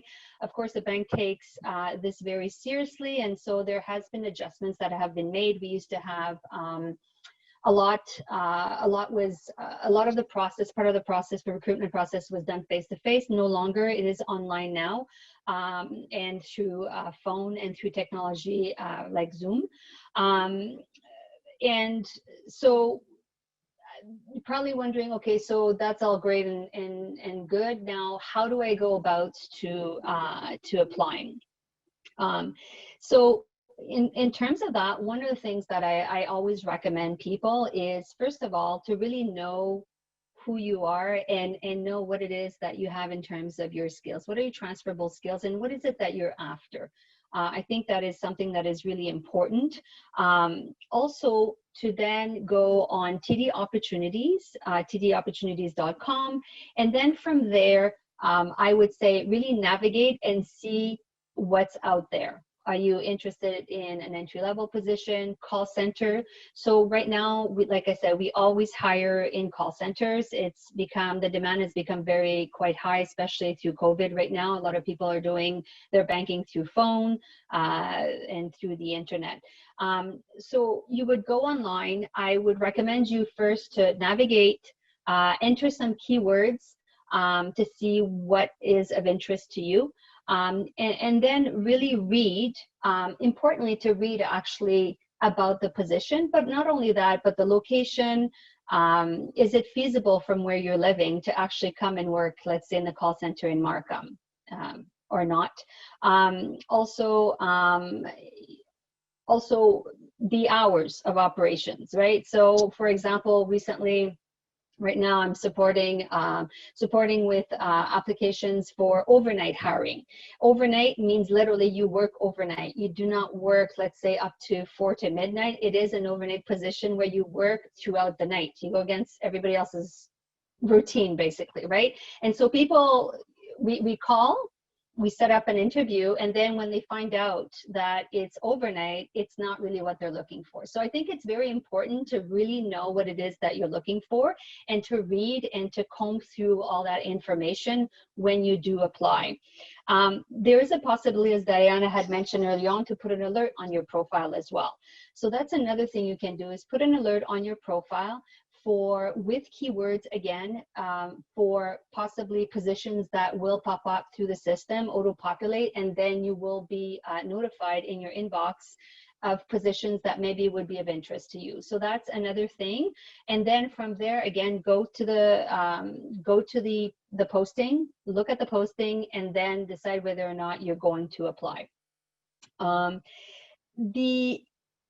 In terms of the process in general for hiring, so the way we do work out here in Markham with call center, we hire for classes. We don't hire for one-off roles or what we call individual roles. We ourselves here, this is what we do in Markham with a phone channel. So if you are interested in that, one of the things, the first thing that will happen is the recruiter you will go and apply for your posting, and then the recruiter will start looking at potential candidates, and the first step will be assessments that will be sent out to you. So you will receive assessments that you do need to complete for this position. That is the first step in the process. So one is a simulation, the other one is a set of behavioral questions. It takes about an hour to do. I always recommend candidates to take their time, no distractions, no phones, no TV, sit down quietly, calmly, and go through the assessment. The second step, if you do get satisfactory results, we then move on to a phone interview, and this is where we will reach out to you and we will schedule some time to have a touch point. The interview here takes about 30 minutes, more or less 20 to 30 minutes, to discuss what the role is about, discuss your experience, talk about your experience. And then finally, last but not least, if there you are successful, you then would be moving on to the last step, which is actually to have an interview with the business. And then if you're successful, then we move on to the offer stage. So that is, I guess, in a nutshell, how the process in general in terms of hiring. I don't know if people have any questions. If people are interested in reaching out to me, I am on LinkedIn. So that you can reach out to me at LinkedIn, reach out to me, and I will definitely answer you, and then we can connect, and I can take your resume.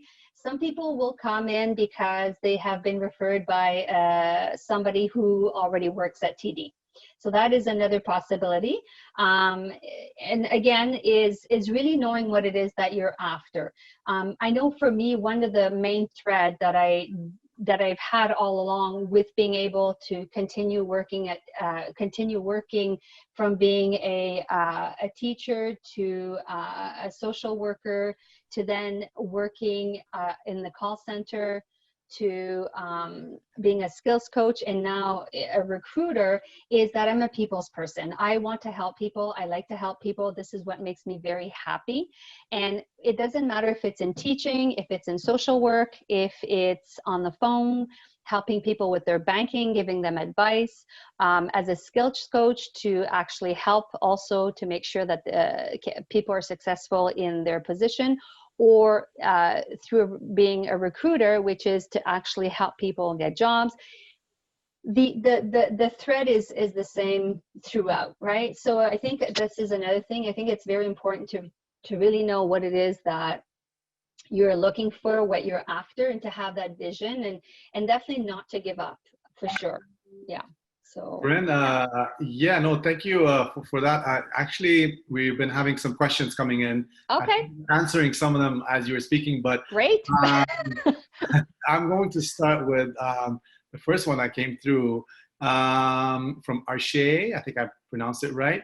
And she says, what role did leveraging your networks play in getting to the roles you are in now? Very interesting question. Yes, of course. So as I mentioned, we do thrive. We're very, very, we're an organization that really thrives on people's potential. Whether you're a manager, you want to unlock that potential. If you do see that potential as a recruiter of a candidate with potential, that is definitely, we're definitely looking for that. Once you are in the bank, you will get a lot of support through your manager from the beginning, from the moment you're hired with your capability manager to then when you go onto your team with your manager. There's coaching that does take place twice per month to really develop you and give you the tips and tools to succeed in your role, but also to prepare you for your next role.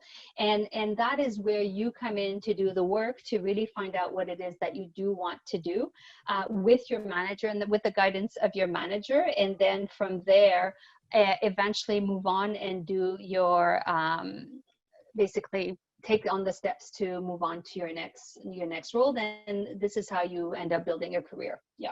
So Sarah's asking, I guess you said that, are you hiring right now? Of course, absolutely. We are hiring. We always are hiring. So I've been hiring for different businesses throughout, I would say, throughout all of COVID. Since January, February, there's been classes that we've been hiring for sure. And presently we are hiring, whether it's in credit cards, professional lending and advice, easy line, investing, fraud, the fraud department. It's ongoing. We don't stop here, being a call center for sure. Now, if you're interested in retail, due to COVID, there was a slowdown that did take place in relation to that, but now the branches are starting to reopen, and there is hiring that is starting to take place in retail that is in branches as well, if that's what people are more interested in. Yeah. The call center, oh, sorry, yeah.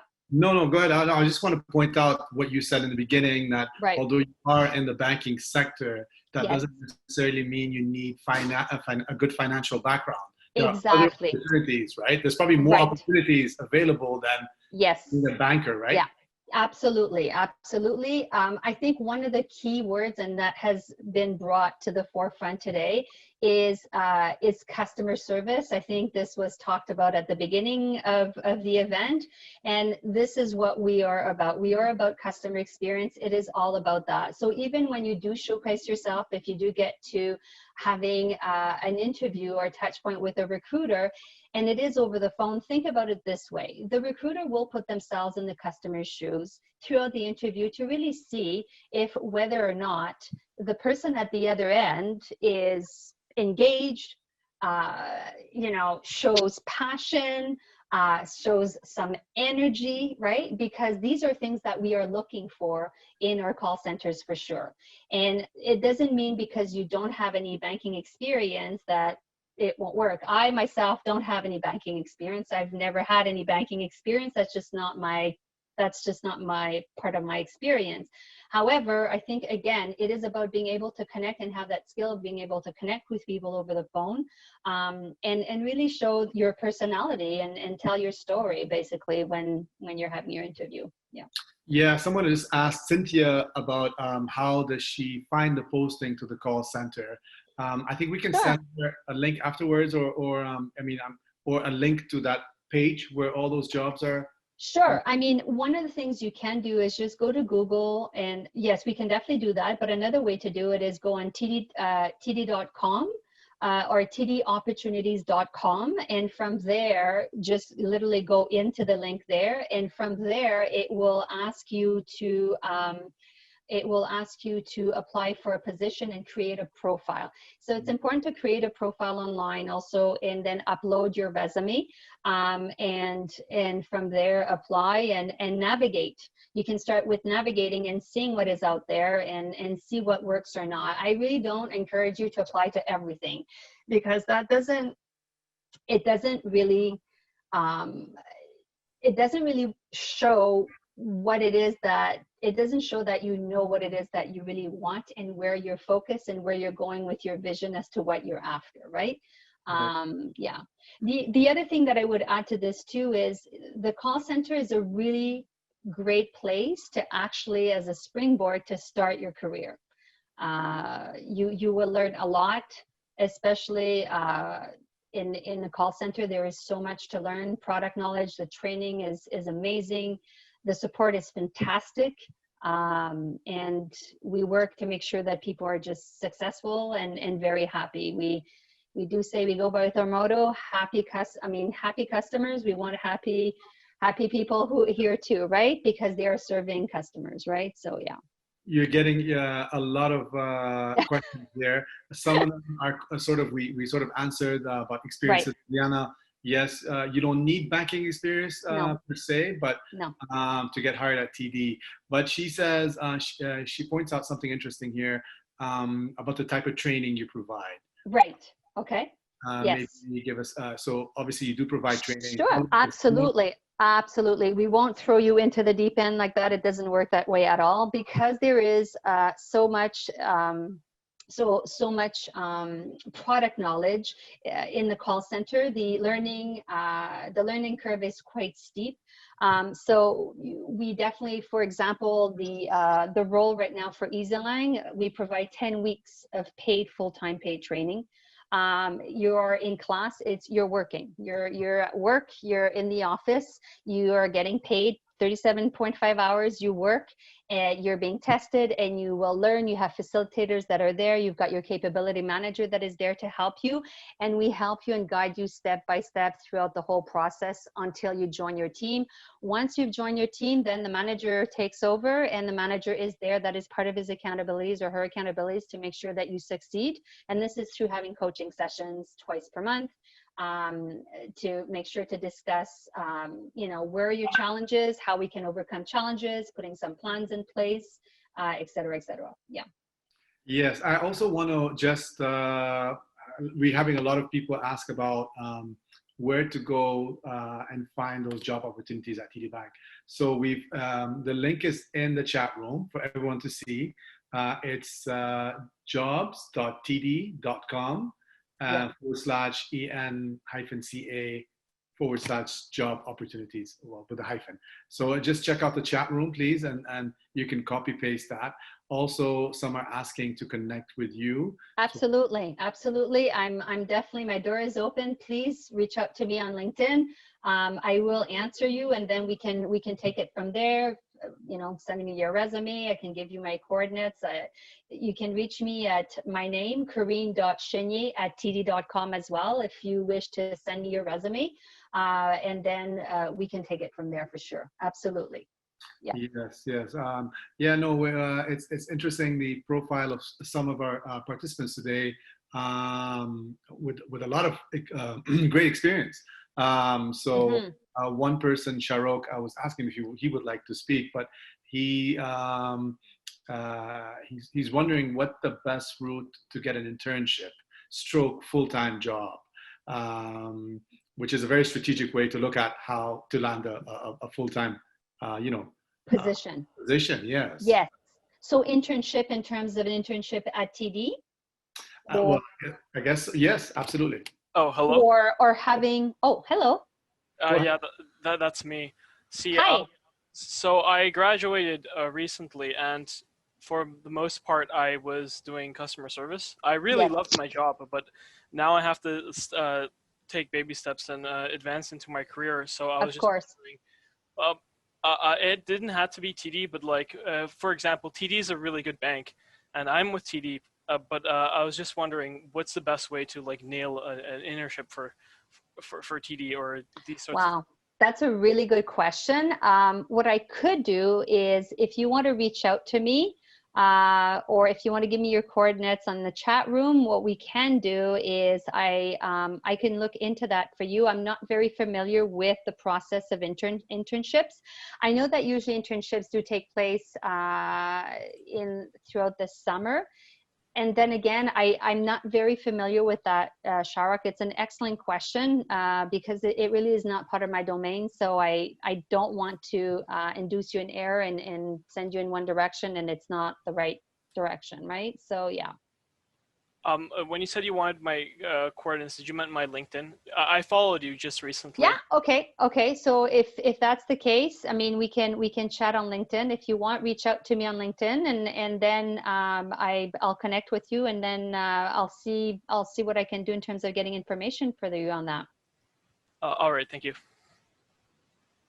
You're welcome. Yeah. No, it's exciting to see the interest that we're getting today. Corinne, thank you so much for all that information. So we've please connect with Corinne on LinkedIn. The link is in the chat room again. Corinne, any last words there? I would say, I guess what I would say is we do definitely are living in challenging times. And if, I mean, I would say reach for the stars and don't give up. Just don't give up, because somebody somewhere will definitely notice your potential, and you just got to be resilient, and you just have to keep going, and eventually things will work out for sure. That's absolutely. Yeah. It's very important to stay focused. Yes. And the world is your oyster, I guess. Absolutely. And stay positive is what I would say. Positivity, yes, for sure. Absolutely. Thank you so much again. Thank you. It's a very exciting session. I want to bring in our next speaker, Jane. Jane is from Mosaic Home Care. She is well known in the long-term care community in Ontario, and she's been working on developing awareness of home and healthcare issues and challenges in the sector. She collaborates with public health officials. She's worked with profit and non-profit service providers in the GTA. And she's also connected internationally. So she attends a lot of annual conferences in the UK as well as in Canada. So it would be interesting to see what's happening across the pond as well. So I'm going to give the floor to Jane. Jane, good afternoon to you. If you can unmute your mic there, can you hear us? Yep. Okay, yes, I can. Let me get my PowerPoint up. Okay. Whoops. Okay, I need to go back.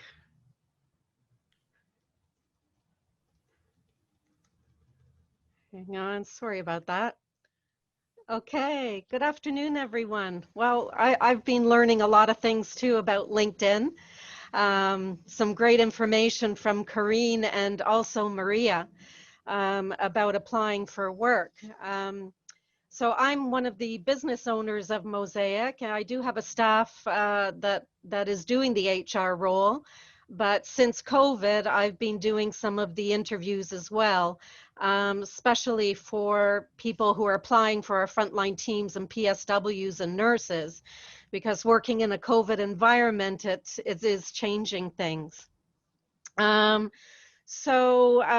think I'll start with, when you're applying for home care, this is a little bit about our welcome to our family at Mosaic. And again, we're providing person-centered care, resources. We have lifestyle companions and personal support workers. As Miles mentioned, we actually have received awards in Europe. So within our model of care, we have been congratulated for our work that we're doing here in Canada.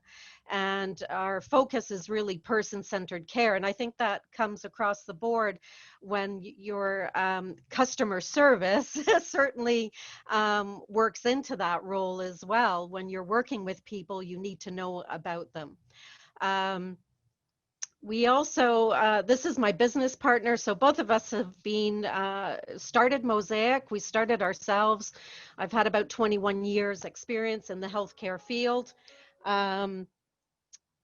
about 21 years, and the same with my business partner, Natalie. We have about a team of about over 100 people that are working with us. We also provide care in long-term care homes. We have social workers. We're dealing with geriatric care managers, just providing care all over, basically, and in the home and the community. Certainly, COVID has certainly made things a little bit difficult, I can tell you, because in dealing with the PPE and just safeguarding our personal support workers on the front line. I think one of the things that you need to consider, I think, when you're applying for any job, and one thing that I notice when I'm getting on the phone with people, and I think both of these ladies, Corinne and Maria, were saying you have to do the research on the company that you're applying to, really understand, what your job would be and what their mission statement is, and understanding your role. Because what I find is people aren't reading emails. People aren't going on and finding out about the company that they're applying to. And I think that's really important, because when people are applying, I'm asking them questions. Well, what stands out about Mosaic? Why do you want to apply? What kind of organization are we? Again, we're not just a regular home care organization that is sending out personal support workers here, there, and everywhere. We actually have a model and an integrated model that we are teaching as well. I'm going to go through, because I think we're short on time, so I'm not going to go through every slide, but we've got testimonials from people in the community, which is really important. We're working with community agencies, social workers, hospitals, and so forth. Our organization, we're dealing with quality person-centered home care. So we're looking for those people that are excited to work in this field, that are happy to work with people who are coming out of the hospital or older persons in the community. We provide professional oversight. We have nurses that work with us, personal supports, and also companionship. So we have lifestyle companions as well that go out that may not have a nursing or PSW certificate. So again, I think when people are hiring, we have a careers page. I'll put that into the chat box as well. You actually look at if you're interested, it's hr@mosaichomecare.com. Our information is on this poster as well. So these are the type of things that we're looking for when we're hiring people, again, and when you're applying for work and you're getting emails back from the organization or the HR person, really read that information properly, because there might be things you might need to send some documents. What are they? With us, we're needing to see your TB test. We're needing to see your immunization, police reference check. So I think this is what I find is people are missing answering those questions and not following the directions properly. So really take notice of that when you're applying. Again, this is our Mosaic Lifestyle Companions. And again, so people don't need to have their PSW certificate. What they're providing for people in the community is conversations, is letter writing, reading, companionship, grocery shopping, meal preparations, and light housekeeping. Again, as I mentioned, you know, the landscape of COVID has been proven difficult in the healthcare sector. Most definitely, we were actually moved quite quickly in March when we came back from the UK. We saw that there were issues. We already had pandemic protocols in place, and this is another thing that if you're looking for work, what are the organizations that you're going to be working with? What are their pandemic protocols to keep you safe, right? I think that's very important. So when we're interviewing people, we're letting our, you know, people who are interested in working with us, we're letting them know what we're doing and how we're keeping, you know, our employees safe as well, okay? We're also doing pre-screening questions. So if you're going to a shift, right, we have it on the app, you would be answering these questions. And actually, with some of the organizations, we've implemented and people have been following actually some of the points that we're discussing. Contact tracing is key, and it's not just about finding out where people are. It's about finding out about the family unit. Is there a person that's sick? Do you have a sore throat? Do you have a headache? Is anybody in your household being tested for COVID? Like, we're having to find out the information before you're going to see a client. So these are things, if you're interested in the healthcare sector and working in home care, doesn't matter what kind of home care, you want to know that they have policies and protocols in place to keep you safe, to keep your clients safe, and to keep your family safe as well. You know, again, these are our COVID updates, you know, protocols that Mosaic employees need to know and observe. We're not just a home care organization, but we're providing social programs to keep community connected. Many different programs, from art to pole walking to community cafes to knitting groups to theater online to many things. And we are open up to the community. So now we have taken all our programs online. That's another separate programs that we have for people in the community. So again, we're not just a home care agency, or we're not a contracted agency that's sending caregivers, you know, here, there, and everywhere. Is that we're doing a lot of great things that are being recognized, you know, through the healthcare sector. I'm not going to go too much into, you know, what we're providing to keep people safe. But again, we've done very intensive protocols and research, started in the second week of March, before the public health really took this seriously. And one of the problems is the government didn't move fast enough. And so to date, we haven't had any of our staff or any of our clients who have had COVID, which is, thank goodness, touching wood. So again, there's different things when we're going through the hiring process. We're talking about these things of how we're keeping you safe as well. That we are providing you with PPE. We are talking about the protocols of hand washing and all the things that you need to do, and hand sanitizing. Contact tracing is really important. This is a gap that that isn't being treated properly out in the community. You know, again, this is actually from Europe, and you know, again, in keeping everybody safe, you should be following these guidelines of contact tracing. I think no matter what kind of workplace you're working in, you need to be looking at this as well. You know, for all our staff that are coming into work, we do temperature checks, and they have pandemic contact tracing that we are doing. So we're finding out if they have headaches and so on, if they have sore throat, loss of taste and smell, is somebody sick in your home, we need to basically know about it. our model is different. So as I said, we're not just focusing on the clinical and the medical component where we're dealing just with toileting and changing and working in long-term care homes and retirement homes. Is that when we're doing an assessment and when we're providing information to our PSWs who are going into the home, we've developed a program called The Meaning of Me. So what that does is give information to the PSW about the client, about their hobbies and their interests. So it helps our staff that are going in to have discussions and conversations and take it away from the clinical side of care.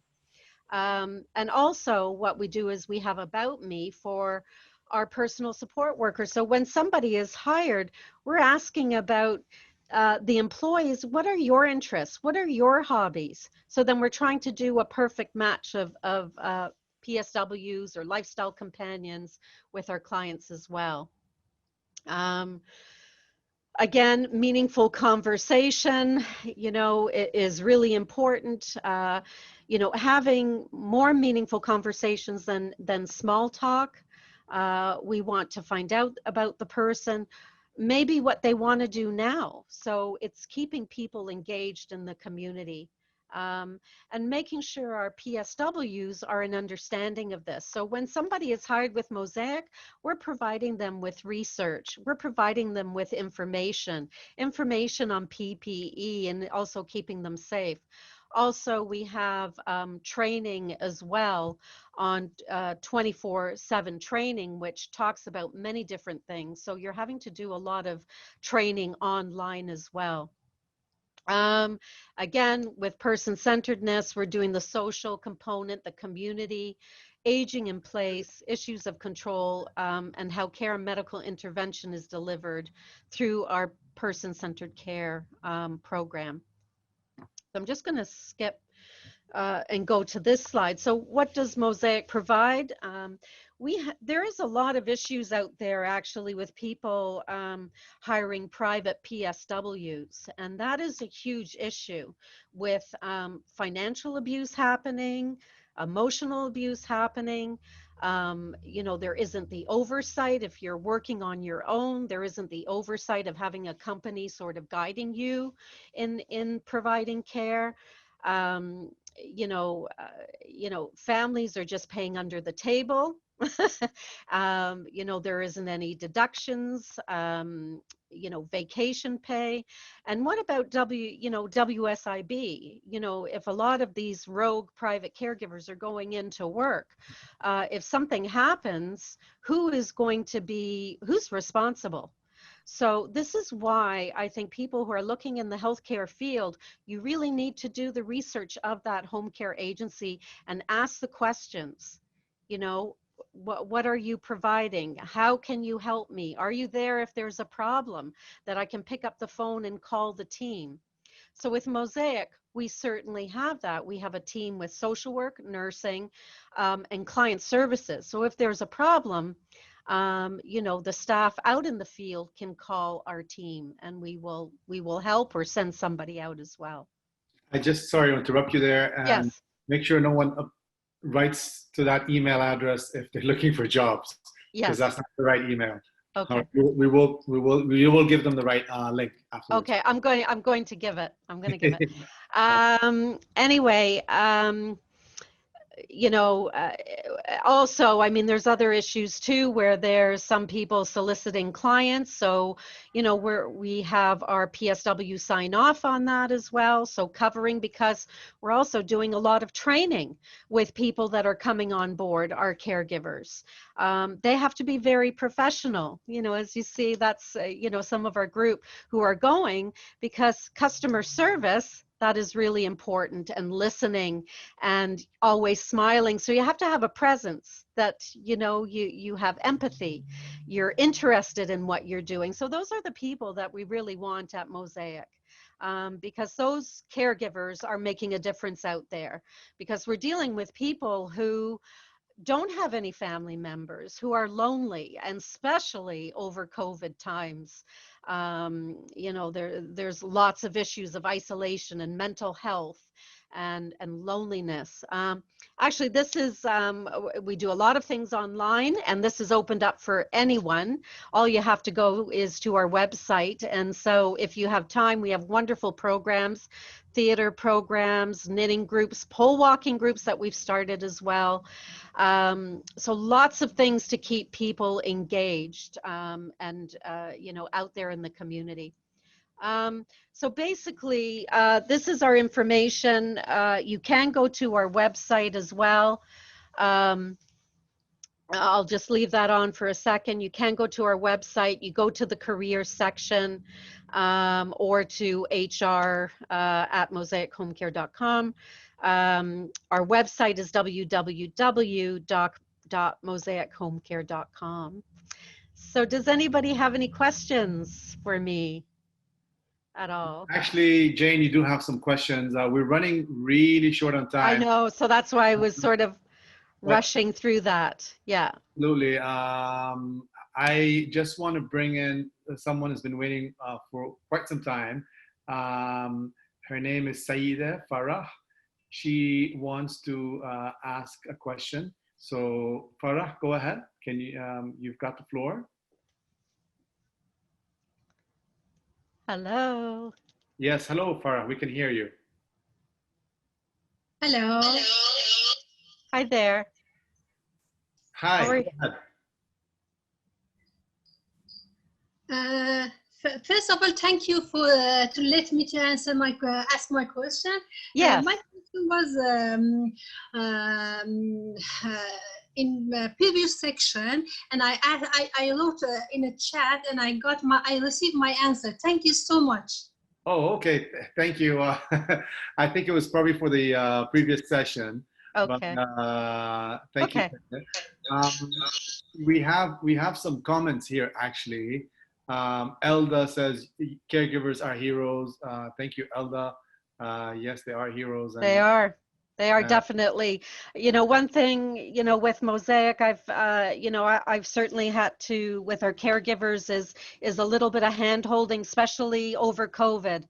I mean, these caregivers going out providing care to the clients, you know, they've had to change their whole life around, you know, in providing care and keeping everybody in their household safe, and also definitely, you know, our clients. So, you know, I must say hats off to anyone who works in the healthcare sector.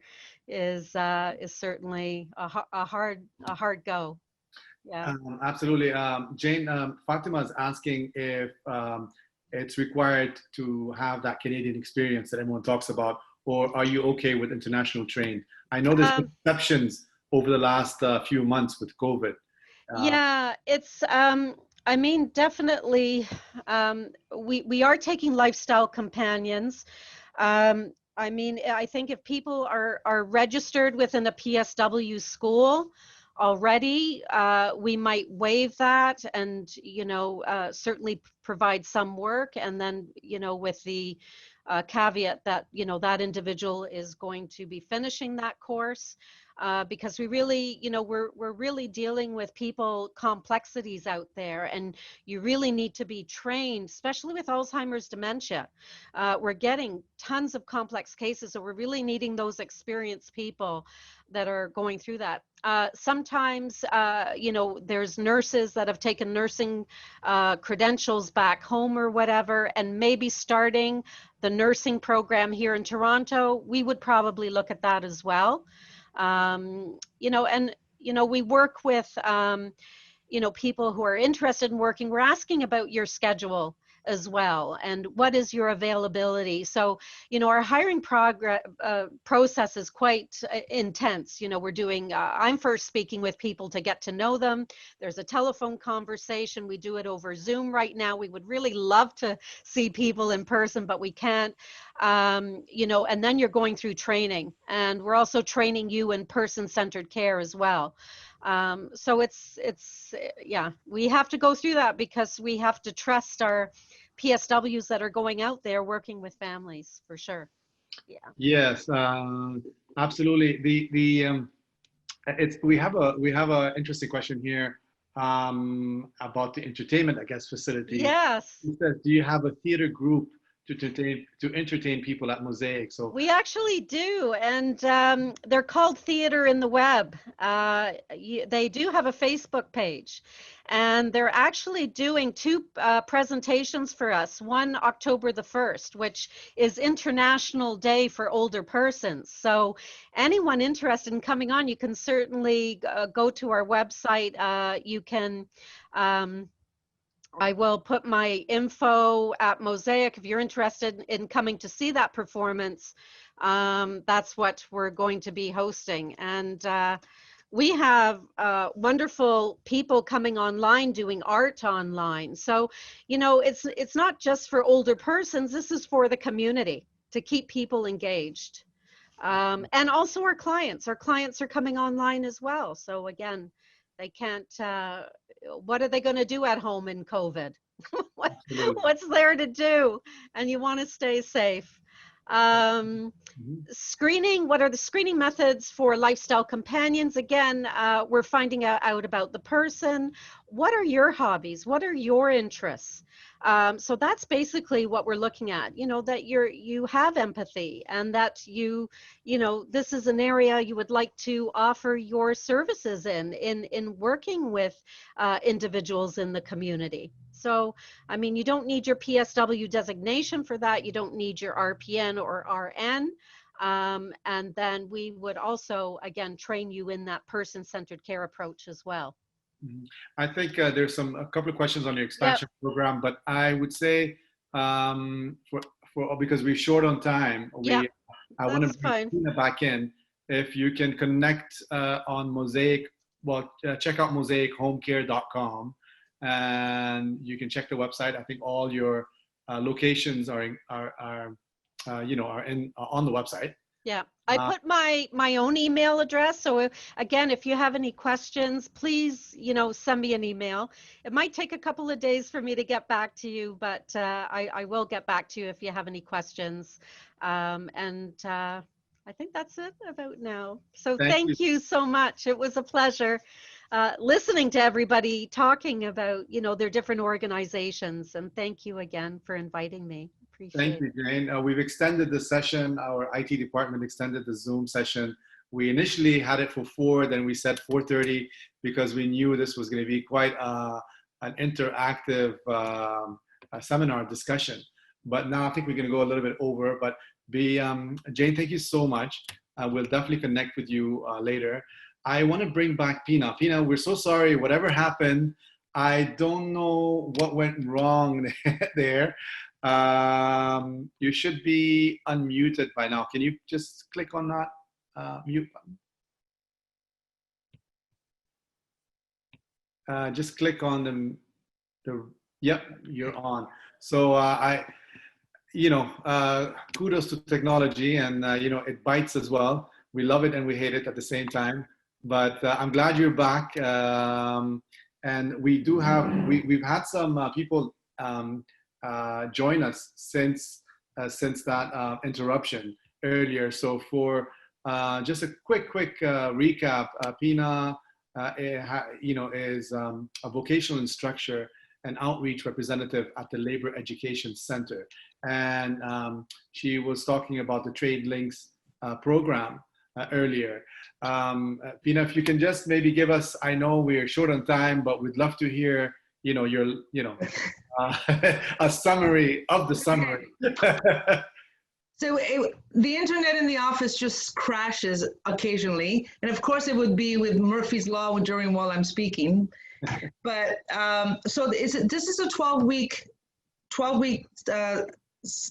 focused on the pre-apprenticeship program to get people into the apprenticeship. We've been quite successful with the laborers, with the carpenters, with the roofers, with the iron workers, and with the drywallers. It is a youth program. It's 18 to 29. Anybody who is under OW, they have to be an OW because it is funded by the City of Toronto and United Way. So they need to be on OW for that. This is a program, and I've been in this industry, as the bio said earlier, for over 20 years, that actually puts people into sustainable jobs that they're able to support themselves and their families. Construction is our jobs out there, but the problem is that it's a supply and demand situation. There's a lot of jobs, but the people are not skilled. So our job is to get people to the point that where they could get their skills. Our job is to expose them to the different trades, to look at what their career path could be within that trade, and to become an apprentice, ultimately to become a journey person. So anybody who has aspirations to become a journey person, this is where to come. Like I said, we put people in the drywallers and all the different trades. Now, with all the multiple projects that are out there right now, it's up to the individual where they want to go. So if there's any questions, so I'm kind of like lost in my thought. So maybe if a question or two, and I could go where the question directs us. We will open the floor at the end for all speakers, because I know there's some overlap of questions, but I had a question for you. Offer, how about that? Because page number 5, there it is. I missed page number 5. Okay. Oh, God. Okay, so what we offer is health and safety certificates. So you need the certificates to even get onto the workplace. So working at heights, elevator platforms, women's, all that. At no cost, because it is funded by the City of Toronto. We do hands-on projects. We don't teach anybody to be carpenters. We just give them exposure. So people come to us with some experience, and some people have never even held a hammer. So we want to give them an opportunity to work with the different tools. We have saws. Right now they're building an outdoor classroom to be safe. We're doing things outdoors. We do essential skills. We teach math. One of the aspects of when the people go to the trade centers to get into the trades or to the unions, they give them a test, and they were failing the math. So what we do is make sure that they pass the math. So we listen to the industry. They say we need essential skills, we need math, we need people to have good social skills or life skills. We listen to the industry, we deliver that within our program. We do career exploration, that's my expertise, and we get to the point where they understand what are the skills, knowledge, and ability for that trade, and direct the individuals to that trade. Okay, that's all I got. Excellent. I had a question for you earlier, because you were talking about, we were talking about second careers. Yes. Career change. And I wanted to just ask you, how feasible is it to do it at this point in time? Is it a big risk, I know a lot of people lost jobs. A lot of people are, they have this big question mark looming over their head. What do I do next? What is 2021 going to look like? And realistically speaking, is this an opportunity to, invest in education, certification, different programs online, or should we just, what should we do? What do you advise? Well, I think anytime there is, like during the recession and during the COVID, there's job loss, but there's job opportunity. So I was put in a position where I had to reflect on what I wanted to do. It was 11 years ago, so it was a little while ago, but I had to reflect on what I wanted to do for the rest of my career, what I like to do. So I recommend anybody who's at this point of going and switching over to a different career to look at, okay, here's my opportunity to reinvent myself. This is my opportunity to do something that I may want to do, and maybe I was forced to do something in the past, but here's my opportunity to say, okay, I'm going to get retrained, and what am I going to get retrained in? And then in my reflection of that moment was, I like to help people. So how am I going to help people? And God bless the personal support workers. That was not it for me. For me, it was helping people in the direction where they could help themselves in the sense of a career path. So that's why I chose what I chose. But I think a time of reflection at this time of COVID is a good time to take a breath and say, okay, who am I? Where do I want to go? And how do I get there? And that's the foundation of counseling. The first is, who am I? Right. Those questions are so fundamental. And I know from my personal journey, I've asked those questions many times. I revisit many times in my life. I know a lot of friends, colleagues ask those same questions.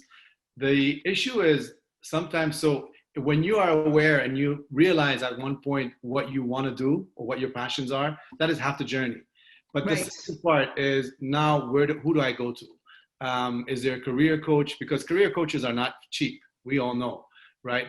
But we also have a lot of settlement agencies. We do that. I mean, we help newcomers all the time.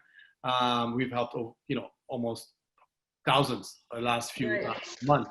But can you pinpoint some, maybe not now, but later, where to go to, what organizations can help in that aspect?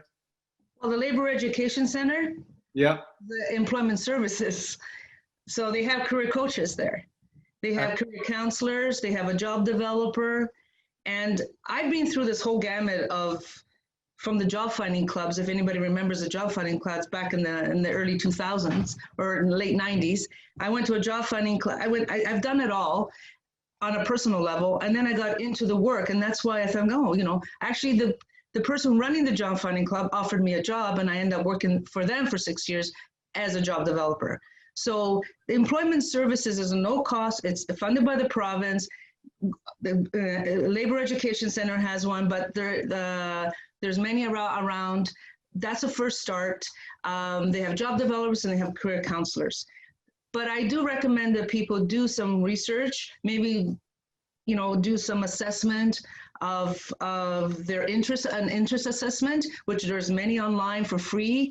And maybe they could, come to a conclusion of here I am today, but what would I enjoy doing if the sky and the moon was no limits? Because what is the time to think about it? Absolutely, absolutely. And then we should think that way. You should think that there are no limits, We set limitations. There is an interesting question, and I know we're short on time, but I like this, what Chloe has asked here. If she wants to say she wants to speak, I've given her. Yeah, that's fine. Yeah. Yes, Chloe, go ahead. So basically, my boyfriend, he was working with Rona for like over 10 years, like close to like 13 years. And basically, it's to the point where Rona wasn't giving him like any room for like to go up a ladder or anything to make more money. He was working for like $18 an hour, but there has to be a point where you have to move up. Like you got to make more than just your basic customer service desk type of job. And so he quit that. He went to Ford because they offered him a better pay, more hours and stuff like that. And now because of COVID, they are downsizing. And so now he has to go back and thinking like, okay, so now I'm not working for Ford anymore. What if he was to go back into construction related work? What would be like the best path for him? Because for him, like I understand that he needs to find something that would be good for him, like in terms of like long-term career-wise. Because if we were supposed to like build a life together or whatever, we really need to start now. Is that a question for me? Yeah. Okay. So one of the paths you could take is go approach the unions. So LEUNA 506, LEUNA 183, the carpenters, IFSST, which is the drywallers, the iron workers. And join the union. And then once you join the union, you'll go through a training process. Okay. Right now, the carpenters are like desperate for people. So maybe you wouldn't want to call the carpenters Local 27 and start with there and go through the training there. There's also colleges, George Brown College and Seneca and Centennial. Because I know he went to, I believe he went to George Brown for architecture. Okay. But the thing is that he didn't graduate because financial issues at that point. He wasn't able to graduate. But he has worked at Rona for so many years, and he can literally build a house. He knows everything. So 27th. Yeah. So I know because he lives in Brampton. I live in Toronto, but we eventually will move to like the Brampton, Mississauga area. So eventually we are planning on to settle in that area because of his parents. Is he over 29? Yes, he is. Okay. Only because I'm thinking of my youth program, but or he could even, I would start with the unions, but he could also go onto the job bank and look for construction jobs in that way too. Can I just interject here? Would Chloe's boyfriend be a candidate for your labor education center that he can get the right coaching? Would that yes. be? So he could also, there's also another program called, I don't know if you could see this, it's called Quick Start. Quick Start, okay. Yeah, call Quick Start up. You don't have to be a youth for that. Okay, so that's just in construction related. Okay. We provide the training for Quick Start. So what Quick Start does, and just tell them that Pina sent you. What Quick Start does is it's for people exactly like your boyfriend who is working, and we have evening program and we have a day program, and it's for people who are mature and they just like, I just need a change. And I want to get into construction. Quick Start. So QUIC. I'll type it in the chat. Okay. Yes, let's type that in the chat. Chloe, thank you so much. Thank you. Connect with the Labor Education Center. I mean, that is quite resourceful. I learned a lot in that with that question that you just answered. If there's any more specific questions, I think, did you have anything else, Pina, that you wanted to add? Before we bring in Lourdes, who has tons of other jobs that she wants to reveal today. I know a lot of people. One more thing. Yeah. We're in the process of a new cohort. We have 8 spaces left, or maybe less, as of tomorrow. The cohort will start on September the 28th. So if you know anybody who's on OW, who is under the age of 29 and interested in a career in construction, doesn't have to know what trade you want to be in, because that's what I do, is help them. It could be help them get to that point. So just email me their names, or they go to the caseworker, tell them they're interested in TradesLink, and then I'll see them on the system. That's perfect. We will, if you can put in a contact detail there in the chat room, please, Pina. But we will also share that afterwards with our participants. So thank you again, Pina. Sorry for what happened earlier. I'm glad you made it. We're so happy you made it, because that was so helpful. I think there's a lot we can carry on, forever talking about this subject. So thank you again. And without further ado, I would like to introduce and welcome Lourdes, whom a lot of you know. Lourdes is part of our MNLCT team here at the Manila New Life Center. She works with our Hopes team. She actually was heavily involved in putting together this conference today. I'll call it a conference, awareness. So Lourdes, thank you so much for putting this together. I know you've been working hard on it, and you have a lot of exciting things to share with us today. So I'm going to give you the floor, and go ahead. Thank you, Miles, and good afternoon, everyone. So the job-seeking community has been waiting for this segment, and I'll be really focused on essential services during and post-pandemic. So when I say current and ongoing, that means from September to end of October. So just a quick tip that you don't wait for the end date or the due date for each position, because employers won't wait for their due dates more often than that. So the minute you find that there is an opportunity, let's say at TD Bank, right away. Don't wait for the due date, because as time goes on, they interview, they call people, and even if you're the most qualified candidate, you might not be interviewed because on the first half of the search period, they found what they're looking for. So don't wait for the very end. So I'll be just mentioning the industries and the specific employment opportunities from employers, like from the health industry, from the retail, even nonprofit, food industry, and finance and credit. Some were already mentioned at the healthcare by Mosaic, but I will be quick to mention some available positions at the care company, which used to be the nurse next door. So I'll begin with the Healthy Planet.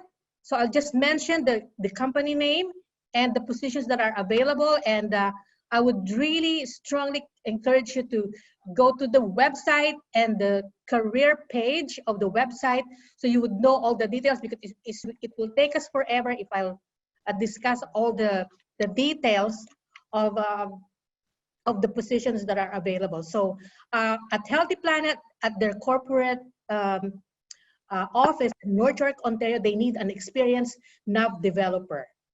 Okay, so they need somebody with coding skills, able to communicate technically and the functional parts of the business. So this is a back office at the Healthy Planet, and this is a very popular employer. And you know that they have, or you may not know that they have 21 locations. They started with just 3. Now they have 20, just all over the GTA and the suburbs. So this position, nav developer, will support 400 employees, and the task is really to design, test, document, and create customizations of the dynamics of the NAV. So next is the nonprofit. I just picked the most important ones that where I was able to speak with the employers themselves. So these positions are straight from the horse's mouth, from the employers themselves. So there's a company which is called Why Not Theater. They need fundraisers for 1 year mat leave, and this is and the search is due on October the 7th. They pay $50K per year, and the person applying for this should be tech savvy and who knows basic ASL. American ASL, of course, is American Sign Language, experience in coordinating events. So next, from the nonprofit is they need parent-child educators. So as mentioned earlier, these are gig positions and mostly online. For this position that they need to, the company is called, Sick Kids Community Mental Health Hospital. This hospital has their community health program where they need now they need to hire for these 2 positions for parent-child educators. So the due date for this is October the 24th. Another employer needing to hire emergency housing counselor. So during the pandemic, and there's so many people who are needing help with housing because so many were displaced because they were able to pay the rent and they need help, and they go to the housing help center. So the housing help center helps people who are looking for a home, temporary or permanent. So they need emergency housing counselors. This is through the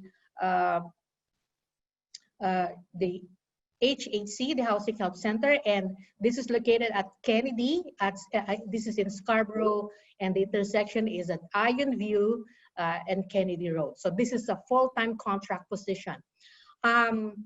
Next is the need for an office administrator. So the company needing to hire an office administrator is Network Childcare Services, which is soon to be due, like before the end of this month. So if you're interested in becoming an office administrator, second language is an asset. If you're fluent in English, that's great, but it's better if you have a second language. You speak Spanish or French or other languages other than English. Another available position is, again, this is on online platform. They need the ECAP, YCAP, or the Youth Cannabis Awareness Program needs bilingual curriculum developer for their bilingual curriculum development program. So this is a contract, but it's full-time position, but it pays 50 grand per year. This is due on the 24th. So this would be towards the end of the month. So I have a long list here for Yummy Market. So if you don't know what Yummy Market is, this is a grocer. It's a European grocer, which has 2 locations, one at Dufferin and Finch.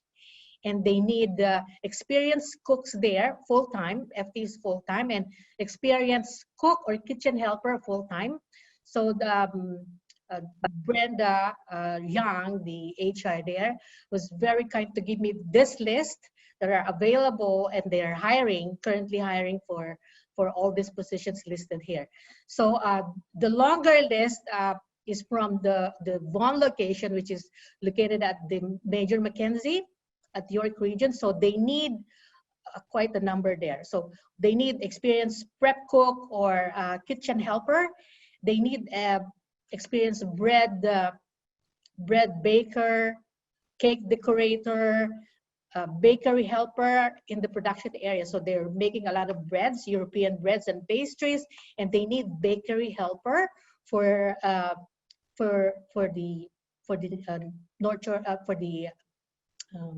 York Region position. So they also need, I guess this is more than 2. For seafood clerk, they need both full-time and part-time seafood clerks at the Major Mac. They also need meat cutter or butcher.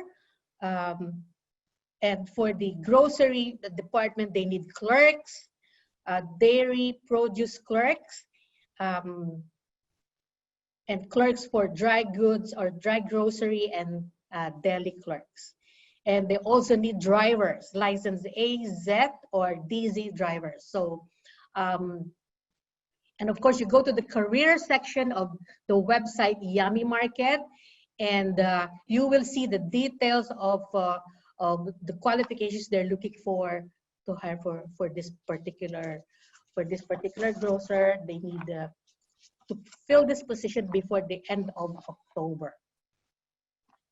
The next employer needing to hire is Metro. You know, everybody knows Metro, the grocer, and they need a store manager, preferably SAP, Systems Application Program Merchandising, with SAP experience, merchandising experience.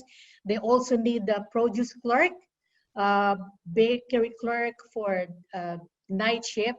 Night means from 11 to 6 in the morning, usually for bakery positions. So they also need, because there's Starbucks inside Metro. There are Metro locations where they have Starbucks cafe, so they need baristas there. And some of the Metro grocers location have pharmacy, and they need a pharmacy assistant part-time. And this is in particular at Brampton, and there's the code number there, which is number 583, and the pharmacist code number 535. So that's for Metro grocer. And again, you have to go to the careers page of the website, Metro grocer. Value Village. So I spoke to the employer at the Van Horn location in Victoria Park.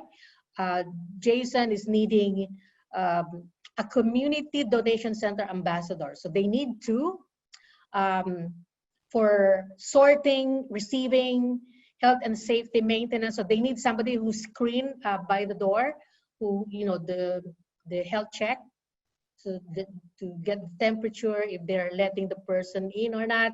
So they need the sorter, receiver, and the health and safety maintenance clerk for Value Village in Scarborough, that's at Victoria Park location. Mass Hair Salon at Young and Eglinton needs 2 hairstylists. So, and they're very particular about the ones who would be applying would ideally have clients following. Experienced hairstylists or colorists are needed at the Mass Hair Salon at Young and Eglinton location. So next is the care company, which used to be the Nurse Next Door. Their name last year was the Nurse Next Door. Now they changed their name, and this is a company where they hire personal support workers. They need 5, and RPNs, or registered practical nurses. And their main location here in Toronto is at the Bayview Street at East York. And this is a very busy office now that they're hiring a lot of PSWs and RPNs for the long-term care facilities for seniors. So I would suggest that you go to their career page of the website, and you will find not only this PSW and RPNs, but you'll find other positions as well. I just mentioned the ones that are focused on essential services, but there are many other positions that are available there. And I have here, last but not least, is the Cash Money, which location is at the Young and Dundas. They need client specialists. They need 3, which has ideally banking and finance background, who's experienced in doing credit checks. So I spoke to this hiring manager there, and she needs to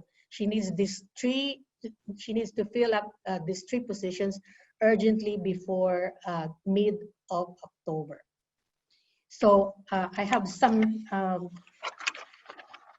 tips here on applying for this position. So please be mindful of searching for company information. So what that means is you need to, it's a two-way thing between an applicant and an employer. You need to know what the company is all about, their about page. So when they started, how long have they been in the service, in their business, and what composes the management team. So who would be the hiring committee there? So it's important to know this information so that when you get to the interview and they ask you the usual question, what do you know about us? So you have something to say about the company and how long they've been in the business, and who's managing the organization or the business, and what are their mission, their vision, their goals, and what kind of people work there.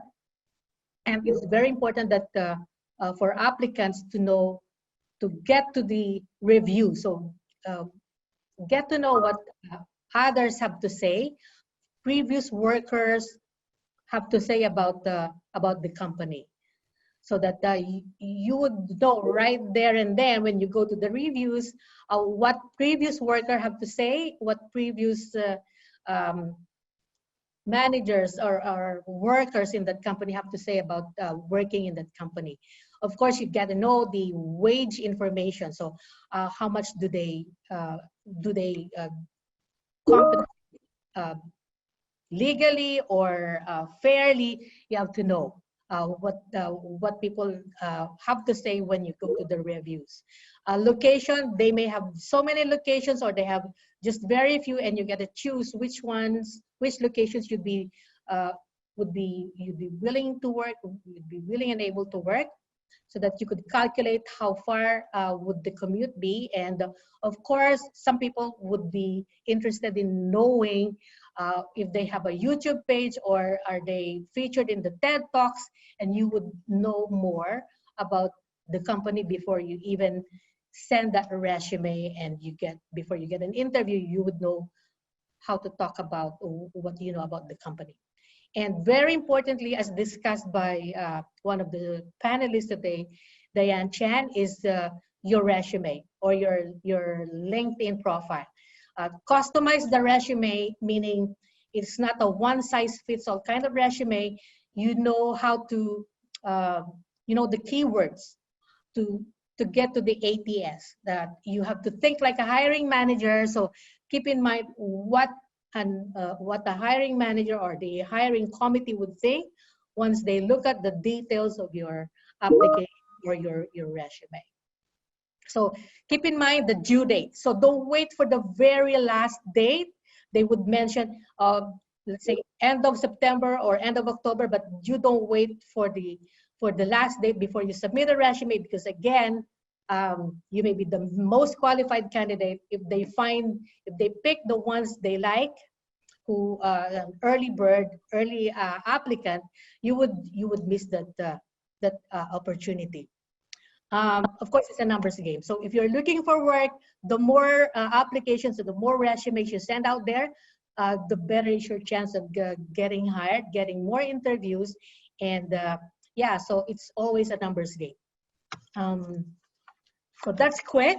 So if you need to know more about all these job postings, you gotta do your diligent search and look at the company website and look at the details if these positions are something that you would really be interested to apply for and get into.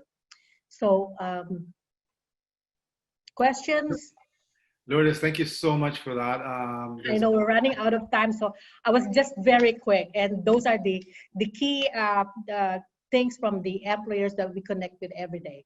No, absolutely. I mean, because some of those jobs, just let everyone know, they're not listed. Some of them are fresh, they're new, and some of them are. So it's important to go to those websites, apply, and we will be sending them a list of those jobs, right, afterwards? So you can email me if you want. Like, I have my email on the slides, and send me a quick email which of these you're interested in, which of the posts you're interested in, and I'll do my best to connect you. Absolutely. But go to the website before you even think of customizing the resume, because it's important that you get to know what you're getting into. Go to the company website and see the details of the job postings. Thank you. Thank you so much, Lourdes. If anyone has any questions, you can email Lourdes directly or our center. I want to take advantage of this seminar and just mention an app that we recently launched actually announced about 3-4 months. So this was a reaction to COVID-19, but when we were working on different levels. So we launched a Newcomer app through iSent. And the good thing about this app, first of all, it's in 4 languages. So if, other than English, it's also in Arabic, Mandarin, and Spanish. So if any newcomer wants to access information in any of those languages, they can do so. So all of the programs and projects that we have through our center is on that app. So for example, any settlement related question that you need, you can connect with us directly. You can even book an appointment through the app with one of our settlement workers or staff. We also the mental health team is accessible through the app, and there's information there. The bridging programs that I mentioned earlier, our link, which is our language instruction program for adult learning. So that's our new classes launched early this week, as well as our BEMC bridging program, the Media and Communications. So our programs have been ongoing from day one. We didn't stop. In fact, we kind of raised the bar and catering to our clients. So the iSend support app, we just added it. If you want to check it out on our website, the link is in the chat room as we speak. Ines, thank you for doing that. And we will send you even the instructions on how to download it. So it's free, anyone can access, and you can have direct, communication with us. I work in the communications team alongside Nicole, who's our co-host today, and Tracy. So we also, if you need any information about our organization, please also contact us. If there's any questions, we still have a few more minutes, but before we conclude, I do want to bring a very important person in this organization, Ines, with a big heart, and she's well known. She also was highly involved in putting this together, along with Leticia and Lourdes.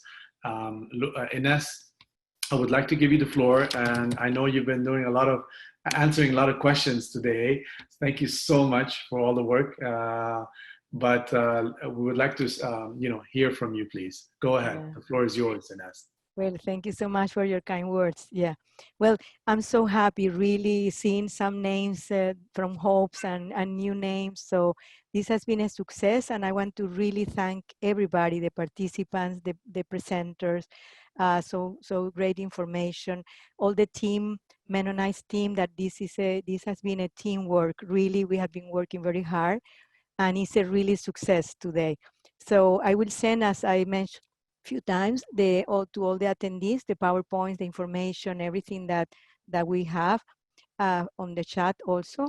And also a small survey, like 2-3 questions, because it's very important, your feedback. So, well, I wish you all the best. Stay safe and healthy, and wish you all the best. Thank you. Very kind. Thank you. Thank you very much, Ines. And thank you for everyone. Ines, also you included something in the chat room. So like she mentioned, we will be sending you after this we'll connect with you directly, each and every one of you. So, and we'll send you a brief, just questionnaire. It's not too long. We'd like to hear your feedback, and we are always open. Our doors are always open. So feel free to connect with us if you have any questions for any of our staff, whether it's about employment, career change, even to our panelists. I mean, if you want to connect with our panelists or other people, let us know. And we can also, coordinate. But if there are no more questions, I don't know, I'll give it about a couple of minutes, see if anyone has anything else to say, or any of our panelists, if you have anyone has something to say, feel free. Well, great. Well, I guess this concludes our Job Connect Cafe for 2020. I know there's more webinars and initiatives in the pipeline, which will come from various teams. And I know Ines, Leticia, and Lourdes will have more for us in the near future. Maybe hopefully next year we'll meet face to face with everyone and shake hands and big hugs. But until then, stay safe, be well, and we can only wish you the best, to you and your families and everyone else. Thank you. Thank you.